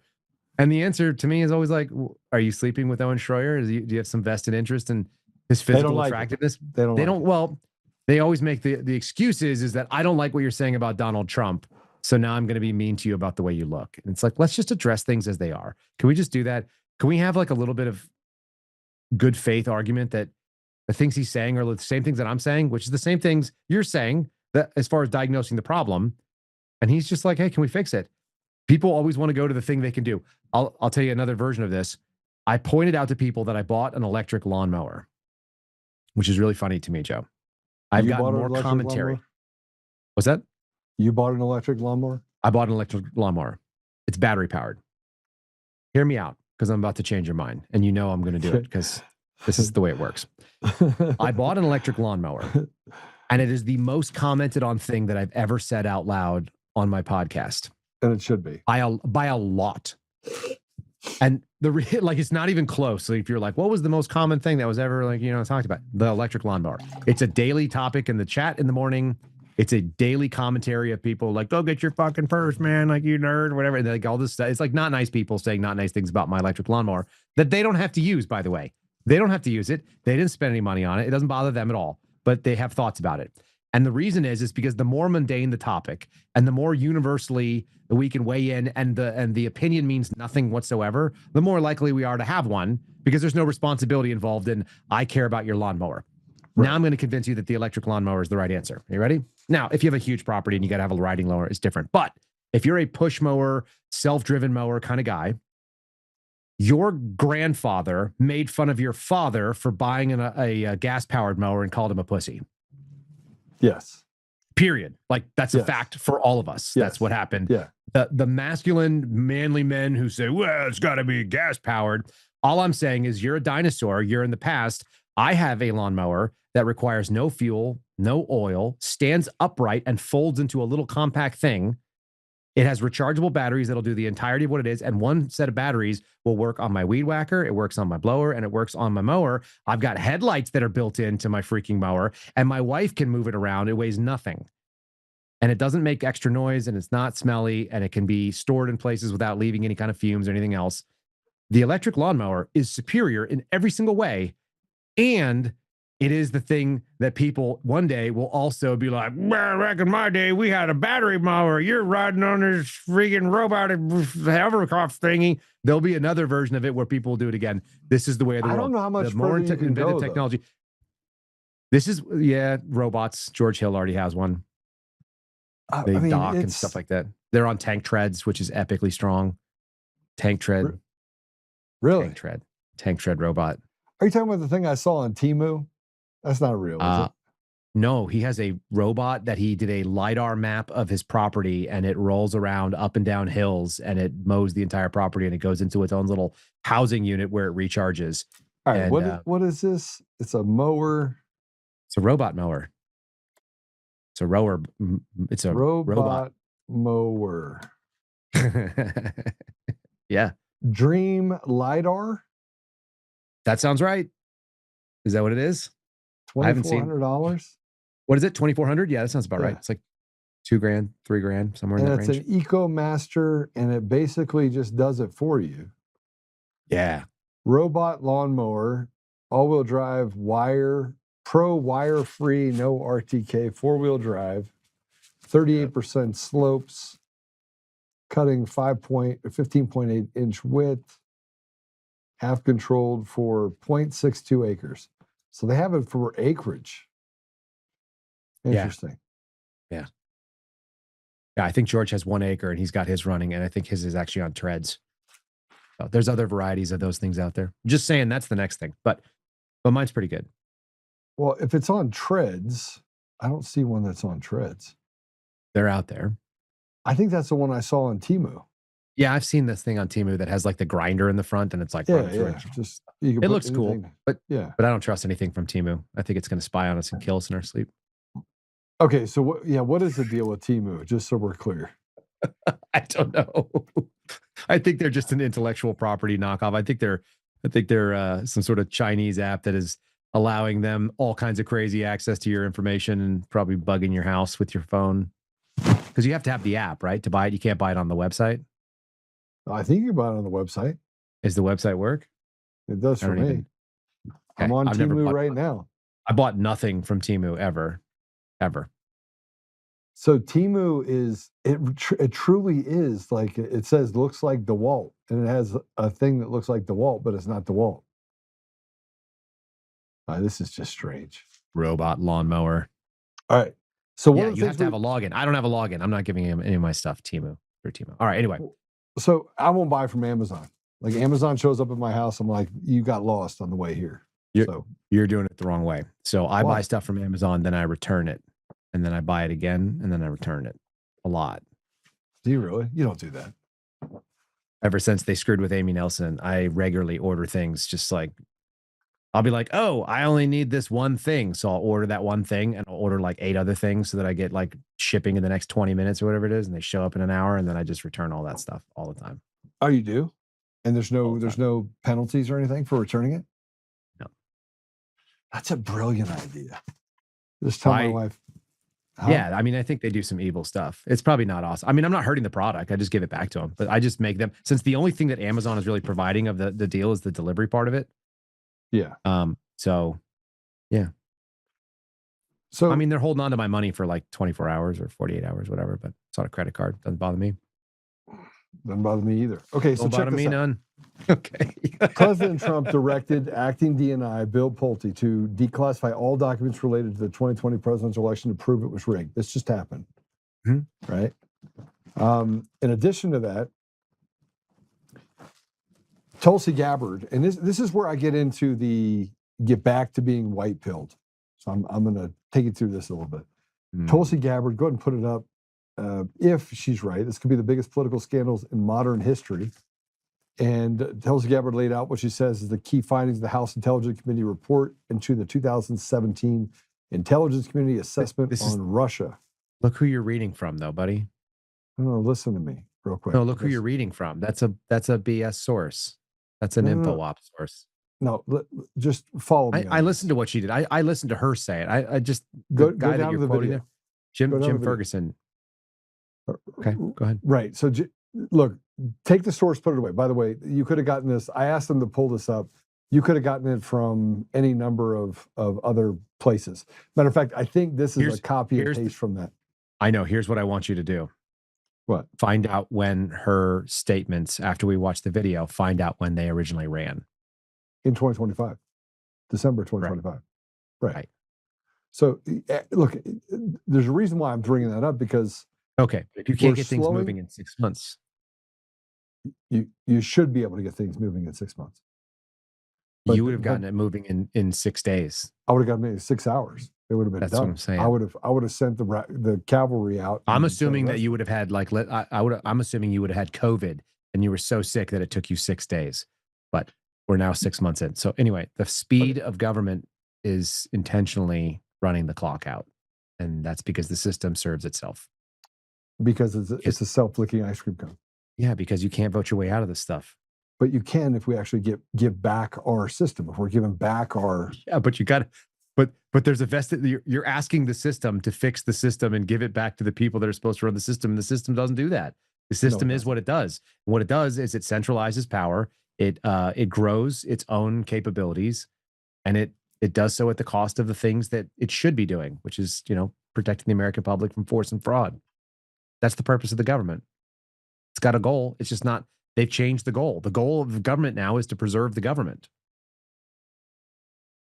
No question. But I will say this: if you listen to what she said, can play. Hold on, play the. I'll watch the video. I'm happy to. I've seen it, but we can play it. So just so you know, I mean, everything that he said before, he basically copied and pasted from another source. He put it out there. It came out today. If you look back at the 6 months and you go back and look at those 6 months, Pam Bondi was let go, right? Basically dismissed. That was in February, right? Mm-hmm. You have the what's been the change, you think? Well, I think that President Trump in 2025 had so many people trying to slow him down, because he came out of the gate just punching, right? He's like, okay, we have Doge over here, we're going to do this. Yeah. And the frustration started to mount. Who did it mount against? Who did the apparatus then pit against each other in the first 6 months of the administration? You tell me. Elon Musk. Yeah. Elon Musk. And that's so what they went at. That's where they focused their energy on resisting, you're saying. Yeah. Yeah, I agree with that. Yeah. And so they I thought you were saying what part of the administration was running interference against the administration. And look, Elon Musk is, he took a bunch of hits, and he had people within his organization that were taking hits, and they were burning down Teslas and doing all this stuff. And so this terroristic group inside of our country, of which, by the way, 5 or 6 of them just got sentenced to anywhere between 2 years and 50 years down in Texas for sitting in front of an ICE facility. That just happened. Yeah. 50 years for pulling a trigger and killing somebody. I'm sorry? They were the ones there was one of them that killed the ICE officer. Yeah. But they said it was just for protesting, right? Yeah, 50 years for protesting. Yeah, was it 50 years for protesting specifically? No, I thought it was because it was contributing to the conspiracy to murder federal agents. Correct. But one of the people that they say pulled the trigger only got 20 years. So, but my point is that you have an apparatus that basically is largely controlled by a media apparatus, which is controlled by the CIA. So the CIA, which is, by the way, subverted the sovereignty of nations around the world. You'd be hard pressed not to think that they're still doing it. President Trump cut off USAID. Doge came in and turned off computers that were hidden in corners that had the ability to send billions of dollars by the minute if they wanted to, with unchecked ability to spend money, right? It was like a free-for-all. You want to send money to this nonprofit, or this not, just push a button. Boop, boop. So they were able to confiscate that stuff. Because he did that, the apparatus fought back with the only thing that they had, which is the media apparatus, in order to convince the public that President Trump is a bad guy, and that Elon Musk is a bad guy, and that all these people are trying to do is subvert democracy. And you had this parroting thing that happened. Everyone was passed out their script. Here's your script, here's your script, here's your script. Get out there and tell them that the Republicans are basically trying to kill poor people, right? Kill Americans. And that narrative started to take hold, right? In the middle of all this, they're plugging along, getting stuff done. There's been several key indictments. You had a bunch of grand juries. that were happening in the middle district of Florida, some in Georgia, and then you had Tulsi Gabbard herself that went into Georgia when they confiscated all the equipment and all of the election votes, the paper for the 2020 election in Georgia. Correct? Mm-hmm. I'm listening. So now we get to the place where 6 months later, we at least got Pam Bondi out of the way. Todd Blanche is supposedly actually working to your benefit. The narrative is that Todd Blanche is the one standing in the way of everything. And yet you start to see the wheels start to turn a little bit faster. I'm not saying that the FBI is doing anything that would be remotely good for getting to the bottom of this. They've been notoriously over the last 5 decades of being super slow at any sort of indictment and or prosecution. But as you start seeing all of this stuff play out, you start to get this idea that maybe over the next 30 to 45 days, there's going to be an executive order. There's going to be some of the things that we thought would happen 5 months ago, that finally we're getting to the place where we've got enough of the hair out of the way that we can actually have a competent jurisdiction or competent court that is likely to fix it, or at least open up the door. You're still at no. I'm still at no. No. I mean, they put in Todd Blanche. Todd Blanche could have settled our court case. We were in settlement discussions with the DOJ prior to Pam Bondi being removed, and we're still in the same spot, and we haven't heard from them at all. And this is just about simple stuff, which is that there was some injustices related to COVID. Those are old problems at this point. It's an old case. I've got them dead to rights that they violated federal law and employment, and we've gone nowhere with that. And if they were really doing it, you wouldn't have had ODNI down there doing the investigation. You wouldn't have had Tulsi Gabbard come out and tell you what the problem was. See, here's the problem that I keep seeing with the Trump administration is it's a repeated problem. The announcement that there is a problem is their action. Like, that's the result. The result is the headline. The result is we've discovered a problem, not we're fixing the problem. And by the way, here it is. If they were serious about it, and I just got off talking to Alex Jones about the same thing. We just finished having this discussion. When you hear the announcement that they've opened up an investigation, that should be the end of it for you, unfortunately, because you know they're not going to do anything more than open up an investigation. Name a opened up an investigation announcements you've ever heard of on a serious criminal case, on a serious, matter of public urgency. What you hear is 15 people were just handcuffed and walked out of the fill in the blank building. That's when there's action. If you announce that there's a probe or there's an inquiry or there's an investigation or God forbid there's a House hearing or a Senate conference, Senate hearing of some kind, that's the death knell of any kind of action. And that's just my observation on seeing it. And I'm happy to be found out wrong at some point in the future. I'm happy to be proven that I'm inaccurate. But overwhelmingly, as someone who's watched this every single day for every waking hour, I literally am just scrolling through this crap on a regular basis. This is kind of what I do. And I don't see any proof that that is not happening. The announcement is the result. And that's the worst thing that you can have is, basically it's the old state of Missouri, right? What's the motto of Missouri? Show me. The show me state. Show me state. Yeah. So don't tell me, show me. And if you want to show me, then show me. And it's like, I don't need any announcements. I already know that Anthony Fauci was a dirtbag doing a bunch of scandalous stuff. I understand that they took a bunch of American taxpayer dollars, used it to fund evil shit, and then came back and people died because of it. I believe that already. I already believed it. You didn't need to convince me. I didn't need Tulsi Gabbard on her last day walking out the door saying that. And by the way, she's gone.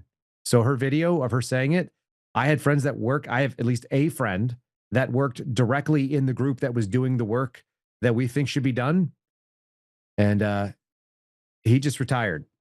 He said it's not happening. The system won on that fight, unfortunately. Well, I mean, you see the things that are happening. Play the video. Come on, Joe. Play the video. Oh, you want to play the video? You got the video ready, guys? It's on that deal. You just pull the video up. It's on that post. All right. In the meantime, I want to put this up. This is Minnesota Governor pardons. I want to get your thoughts on this. This is the Minnesota governor that pardoned a illegal who is a child predator. Good. So this guy, he's convicted of sexually assaulting a 10-year-old. Yep. And then he called you've seen the citizen vigilante, correct? I haven't seen the movie. I'm aware of what it is. I've seen the trailers and stuff and some scenes. Watch it by yourself. Kids can't watch it. He called his actions a cultural thing. Democrats just condoned pedophilia, but we've known they've done that. Mm-hmm. This Tu Lei Vang was set to be removed from the country imminently after his pardon was announced. And now the pardon could thwart his removal from the United States, but he's here illegally, so he can actually still be thrown out. So according to the filings, though, he sexually assaulted a girl between 2002 and 2004. On one occasion, he tried to offer the victim $10 to keep quiet about the sexual assaults. While being interviewed by police, he tried to justify his actions by saying that for him, it is a cultural thing to marry and have sex with girls as young as 12. He also claimed that the victim was just as guilty as him and should be arrested. Tim Walz's decision to pardon illegal convicted rapists so he can remain in our country is disgusting. And there's the pedophile right there.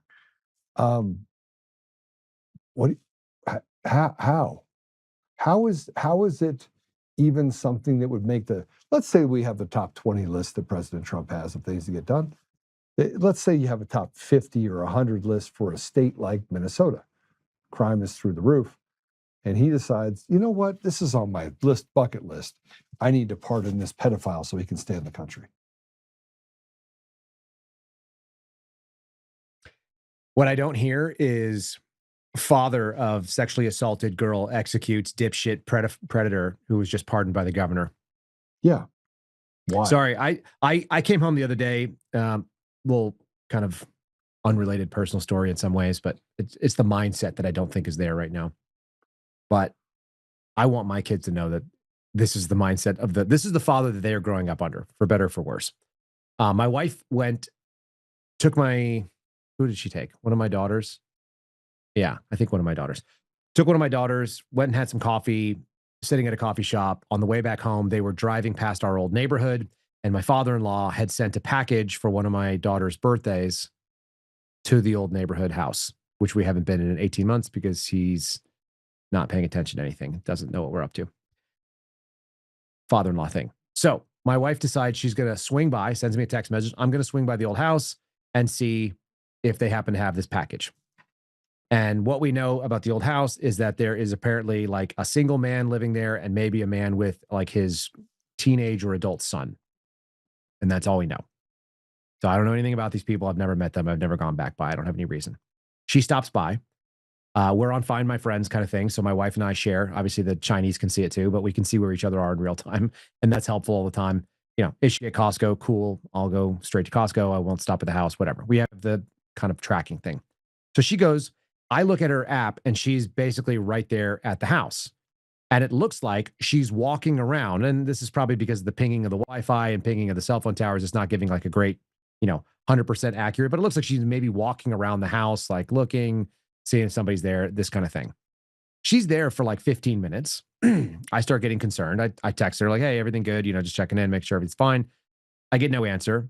This goes on to, it ends up being about a total of 30 minutes. But at the 15-minute mark, I put on pants. I put on my gun belt. I threw a rifle into a backpack. I added a couple of magazines into the pockets. And I'm like, okay, she's going to either respond shortly or I'm going to get into a truck and I'm going to drive the 10 minutes down. I'm going to go just check it out for myself. And if she's there and everything's fine, then I just drive away and then no big deal. And if somebody needs to be executed, then I'm going to kick down a door and I'm going to take somebody out. So like I'm putting on heavier boots, like I'm getting my stuff, like I'm going to go do a freaking door assault at some freaking guy's house. Because maybe, for all I know, my wife and daughter are being held captive by some random dude. And it's not likely, but it's a possibility. And I'd rather go be safe than sorry. Because I was like, am I going to be the psycho? Would I rather be the guy that finds out that somebody grabbed my wife and I could have done something? I'm just going to drive. So I send my other kids upstairs. I tell them to close the door and watch TV. And so I leave my kids at home. And I drove across town 9 minutes to the other side. And I drive right past. And right as I'm driving past, my wife happens to look out the window and she's at our neighbor's house that we don't always talk to. And she looked out, saw me, was trying to find a way to leave the neighbor's house anyway. And she was like, oh, I think it's my husband. I got to go. And she texted me, did you just drive by? And I said, yes, I was just checking in on you. And she said, we're about to leave. I said, no problem. And so I'm driving back and she's totally worried that I'm going to be, mad at her or something like that because my wife has these illogical ideas that I'm going to be angry. It's like, no, I'm just worried. And now I'm not worried. I know you're okay. Yeah. So it's no big deal. I would rather be safe than sorry. So I turn my truck, I drive home. We get there, we come out. And she goes, were you upset? And I go, no. I said, I just thought if you weren't going to answer, I was going to go make sure you're okay. That's it. And I just want you to know, I will always come for you. And I look at my daughter and she's looking over here and she's kind of like amused. And I said, honey, I'll always come for you no matter what. And I go like this, and I do the rifle hands. and she goes, what's that? And my wife goes, your father is telling you that he'll shoot and kill people for you. Because my wife knows what's up. Yeah. Yeah. That's what it means. You've already made the decision. You've already made it. Yeah, I've already pulled the trigger. It just depends on if the target ever presents itself. Mentally, right. that bullet is fired. So the question is, where are the fathers? Where are the uncles? Where are the friends of the fathers and uncles? If you called me up and told me that it needed to be done, like it's like the whose car is it? Are we taking? I already made that decision. And to the point where it may actually damn my soul, Joe. I don't know why I'm built the way that I am, but that's the mindset I have. And I don't think I'm overcoming that. If somebody takes a person from my little tribe and wants to do some evil thing, I'm going to make sure they can't do that again. And I understand that's the opposite of what law enforcement is. But I told my friends a long time ago when I was even in the Bureau, you remember that scene in Shaft where he takes the badge and he throws it as hard as he can as it sticks into the thing of the courtroom? It's like, there's no badge that stops me from going and helping one of my friends who has a kid that's being taken or enacts this in the way that it needs to be. Like, we can't afford to have a society that the justice system, if it chooses not to act, that doesn't relieve us of the responsibility of acting in that case. So there's a reason why the citizen vigilante bullshit movie, which is bullshit, and the scenes I saw were silly. They're like gratuitously fun because it's like it's glorifying something. And at the end of the guy was kind of a psychopath anyway, was he not? I've read enough of the reviews on it. Listen, he was a psychopath. There was two sides of it that were actually presented, right? So I don't know if he was a psychopath. Here's what I know. He came from the United States. He went overseas. The backstory of it still hasn't been really all that related, but he basically is fighting for people that can't fight for themselves, and he sees justice as black and white. So you could say he's a little bit of an autist, right? That he's probably got some sort of, processing disorder. Yeah, I mean, he can't process the fact socialization that wiped out an entire family. But his barometer for good and evil are there very simply, right? And so what basically the movie is about, if you want to just sum it up, is that you have an individual that sees things by the good or bad. Is this evil or is this not evil? Mm-hmm. And he's come to the conclusion that there is bad people doing things to good people and getting away with it. And then good people are basically not going after the bad people because they're afraid of the repercussions of the laws by which they're going to adhere to. So it's normal. This is a normal societal problem that evil is basically the current issue. Right. Yeah, the current issue is the people who abide by the rules. Here's the crazy. Ready for this? Yeah. Based on this 14th Amendment thing, there was a question on Grok the other day that somebody pointed out. If you're a diplomat and you come to the United States with a pregnant wife and your wife has a baby here and you're a diplomat, then that baby is not a U.S. citizen. But if you are a person from Mexico flying to Canada and you give birth on a plane over U.S. airspace, you now have a U.S. citizen on that plane. That's true. Not real. That's true. Yep. It's actually determined that's a U.S. special maritime jurisdiction and or airspace, and so that actually will grant you citizenship. As insane as that is, that's not just insane. That's ridiculously insane. Of course it is, but it's just as crazy as someone like stepping over the Bridge of the Americas or whatever it's called in is that what it's called? Bridge of America in El Paso, going from Juarez into El Paso, and now you have an American citizen that's on the side of the, it's equally as insane, to be fair. So the people that abide by the rules are governed by the rules. The people that have ignored the rules do not have to obey the rules. That's the mentality of how silly those two scenarios are. And it's exactly the same problem you said, except it's about people actively doing evil instead of maybe doing fraud. It's the force thing. We're talking about sexual abuse. We're talking about, violence and, assaults and murder. So where are the uncles? Where are the fathers? Where are the brothers of the fathers? Where are the men that are meant to step into this place? Because we can't tolerate it. That's what it comes down to. My friend group is not likely to be in this victim group, by the way, it turns out. The problem I have with the citizen vigilante is he's got no skin in the game. That's where it gets weird. Well, yes and no, but I mean, it depends on. You've probably seen the one where he shoots the people with the gun, right? Well, he shoots all the people, the whole yeah. Muslim family. Yeah. Yeah, Says you're raising a shitty culture. I mean, it feels kind of cathartic in a Hollywood way. But set that aside. That wasn't the most important setting of the movie. The most important setting is that he gave the police and the judiciary the opportunity to do the right thing, and then they made him the enemy. And so there's a story and a story and a story. One, he takes care of the young kids that basically went out and beat up a little kid on the pathway. He told him not to. He gave him a warning first. So he's basically saying, I'm warning you.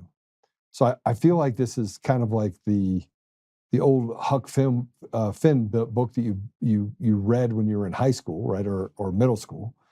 And the same type of principle is that we're going to teach you a lesson. I'm going to teach you a lesson on a lesson on a lesson. It's the building blocks of it. So they started off with one story, shooting up and killing them. Then he tells the police, I told you not to come in here. The police came in. He wiped out the entire police force. Literally, you haven't seen that part, obviously. So inside the movie, he basically said, he's like a pillbox. He has a pillbox in his house. Pillbox, and he has two guns, like PKM, I don't even, right? And he mows down the police. And it's a consequence for the fact that you made him the enemy, when the enemy, you couldn't even take care of the enemy when it was victimizing people in the community, right? So again, it's that idea of the target within the target. We say that the police are there to protect you, but they're not. They're there to victimize you because you're willing to hold people accountable for doing bad things. So it's a story within a story. And then he goes through how he snaps the arms of the boys that were beating up on the boy, but he gave them a warning, right? So society has a set of consequences that go, and you try to warn them. You try to tell them up front, look, I'm going to beat your ass, right? You're about to get your ass beat. And we say you're about to get your ass beat. We say we're about to get your ass beat. We go through it over and over and over again. And then you get down to it and they do it again and you beat their ass. And then here comes the little Mr. Policeman walking in, boop, boop, boop, boop, boop, saying, we're going to arrest you for beating his ass. And I was like, I told him 4 times, you're about to get your ass beat. This is really simple, right? So the movie, yeah, it has a couple of things that are, dynamically hyperbolic for sure. But the other part of it is it's saying that this is where we're headed. Like the police don't get a free pass. The judges don't get there's people that have tried to contain us as people and let us be victimized while watching us become victims. Then putting those people back on the street to victimize us again, only to arrest us when we retaliate against the evil that is taking from us what was never theirs to take. So it becomes their tool on their side, right, to use against us as Americans. And then when we finally have enough, they're like, oh, we're going to come after you because you should have let us handle it. Yeah, that you just described COVID. Yeah. And we haven't grown anything from that. No, I had this discussion the other day, and there was this argument for COVID amnesty. Do you remember? You remember hearing that term? Yeah. That we needed to, kind of forgive and move on. There needed to be that. And instead of COVID amnesty, which is where you come in to me, Joe, and you say, I did this wrong. I made bad choices. They were illegal, immoral, unethical, whatever that you want to call it. And I did these things. And the consequences of which is I have to ask you for forgiveness because I recognize what I did was inappropriate and I want to change my behavior. But first, I want you to forgive me. That's amnesty. Right. What we got was COVID amnesia. We have a bunch of people that woke up and then just went like, well, that's some old shit. So we're not going to worry about that. And we're still 1 week away from people fighting it out, potentially to involve lethal violence over toilet paper and a carton of eggs in a Costco. We're 1 to 2 weeks away from that. Like right now, we could be 1 week away from that because it could really be that quick. And so we didn't fix that problem. We didn't fix that social problem either. And we didn't fix the problem of people taking personal responsibility. So I get it. My frustration is like, yeah, that guy stepping in for the people who can't step up.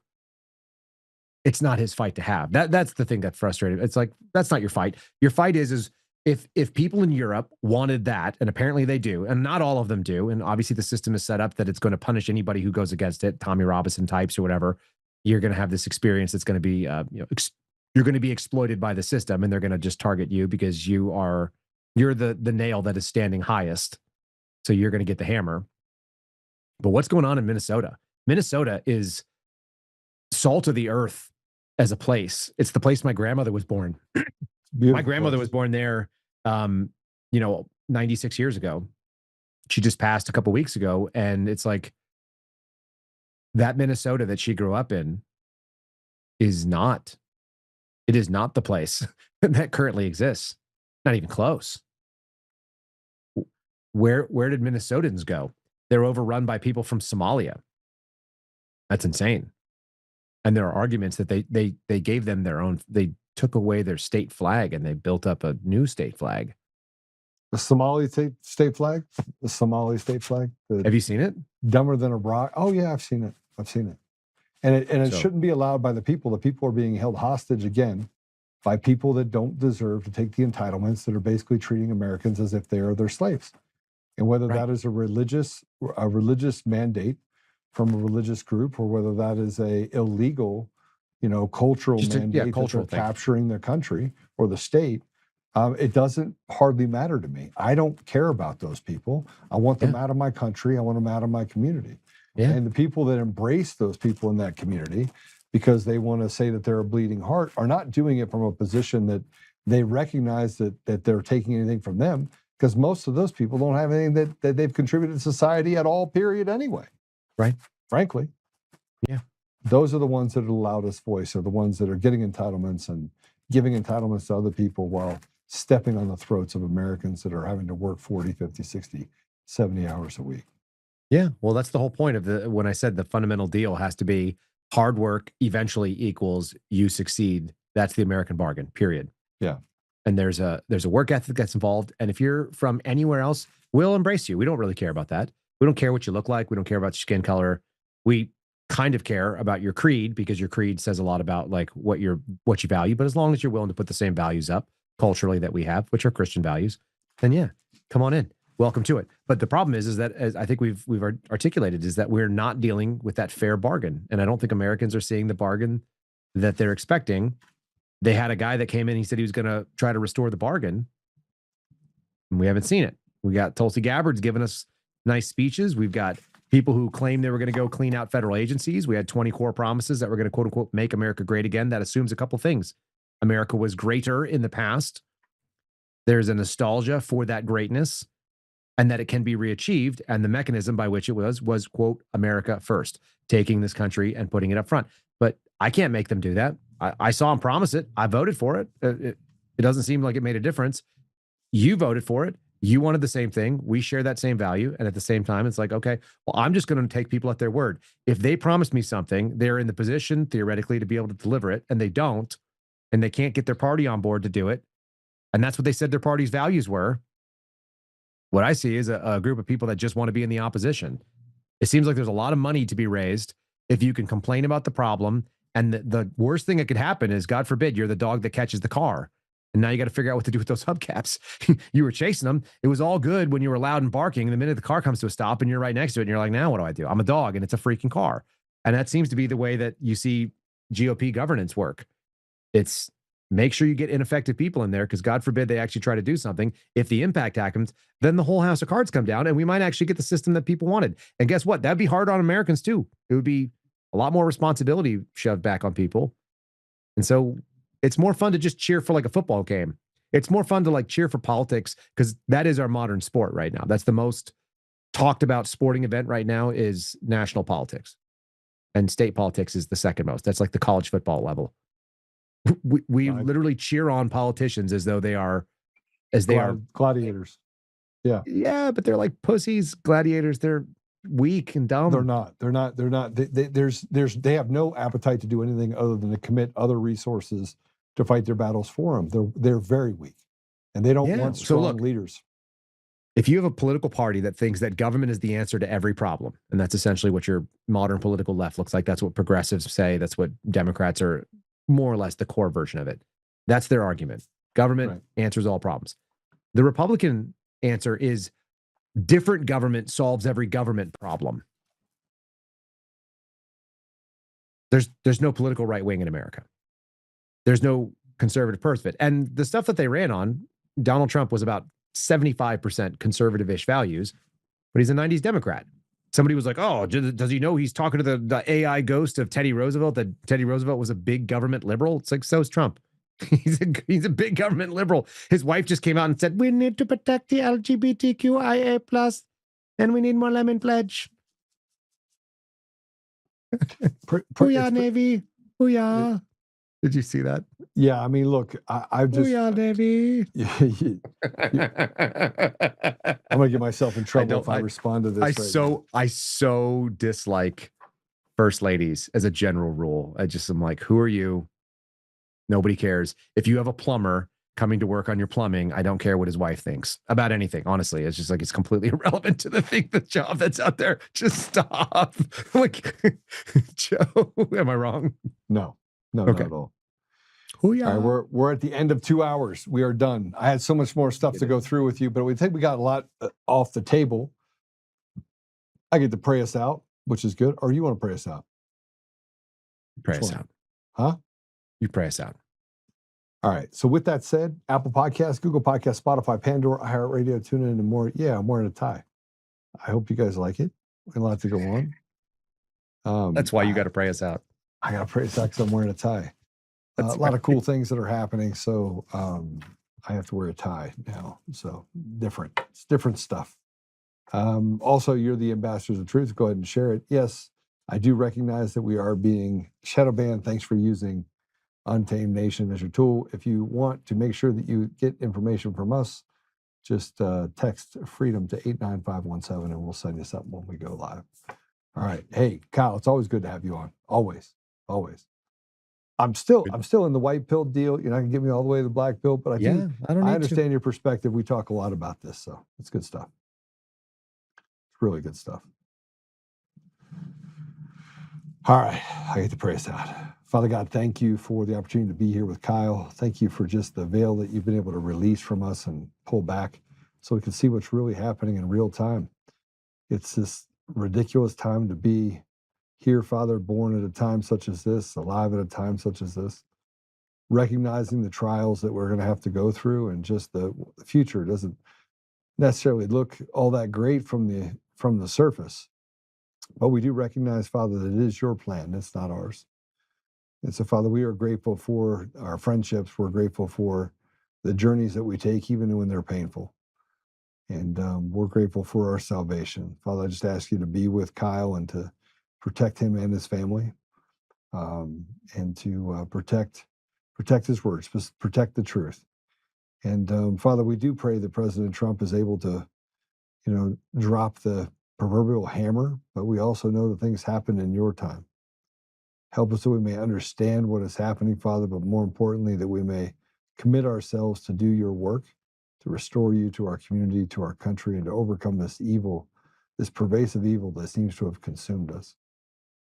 We ask these things, Father, humbly in the name of Jesus Christ. Amen. All right. So, Kyle, I will see you in about a week. I'll be down there to say hello to you. Let's do it. Let's go. Good to see you. God bless you, brother. All right. You too, buddy. Good talking. All right.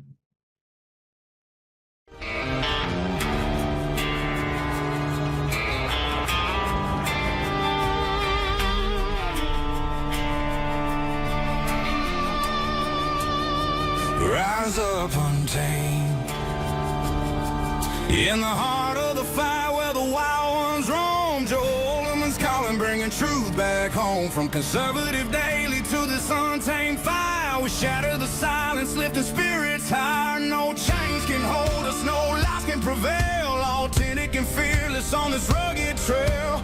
Patriots gather under stars and stripes. Untamed nation, igniting the night. Untamed nation, let the truth roll out in this land of the free. Standing proud from sea to shining sea, we won't back down. Catch the fire, wear the crown. Untamed nation, it's our battle song, motivating hearts where the brave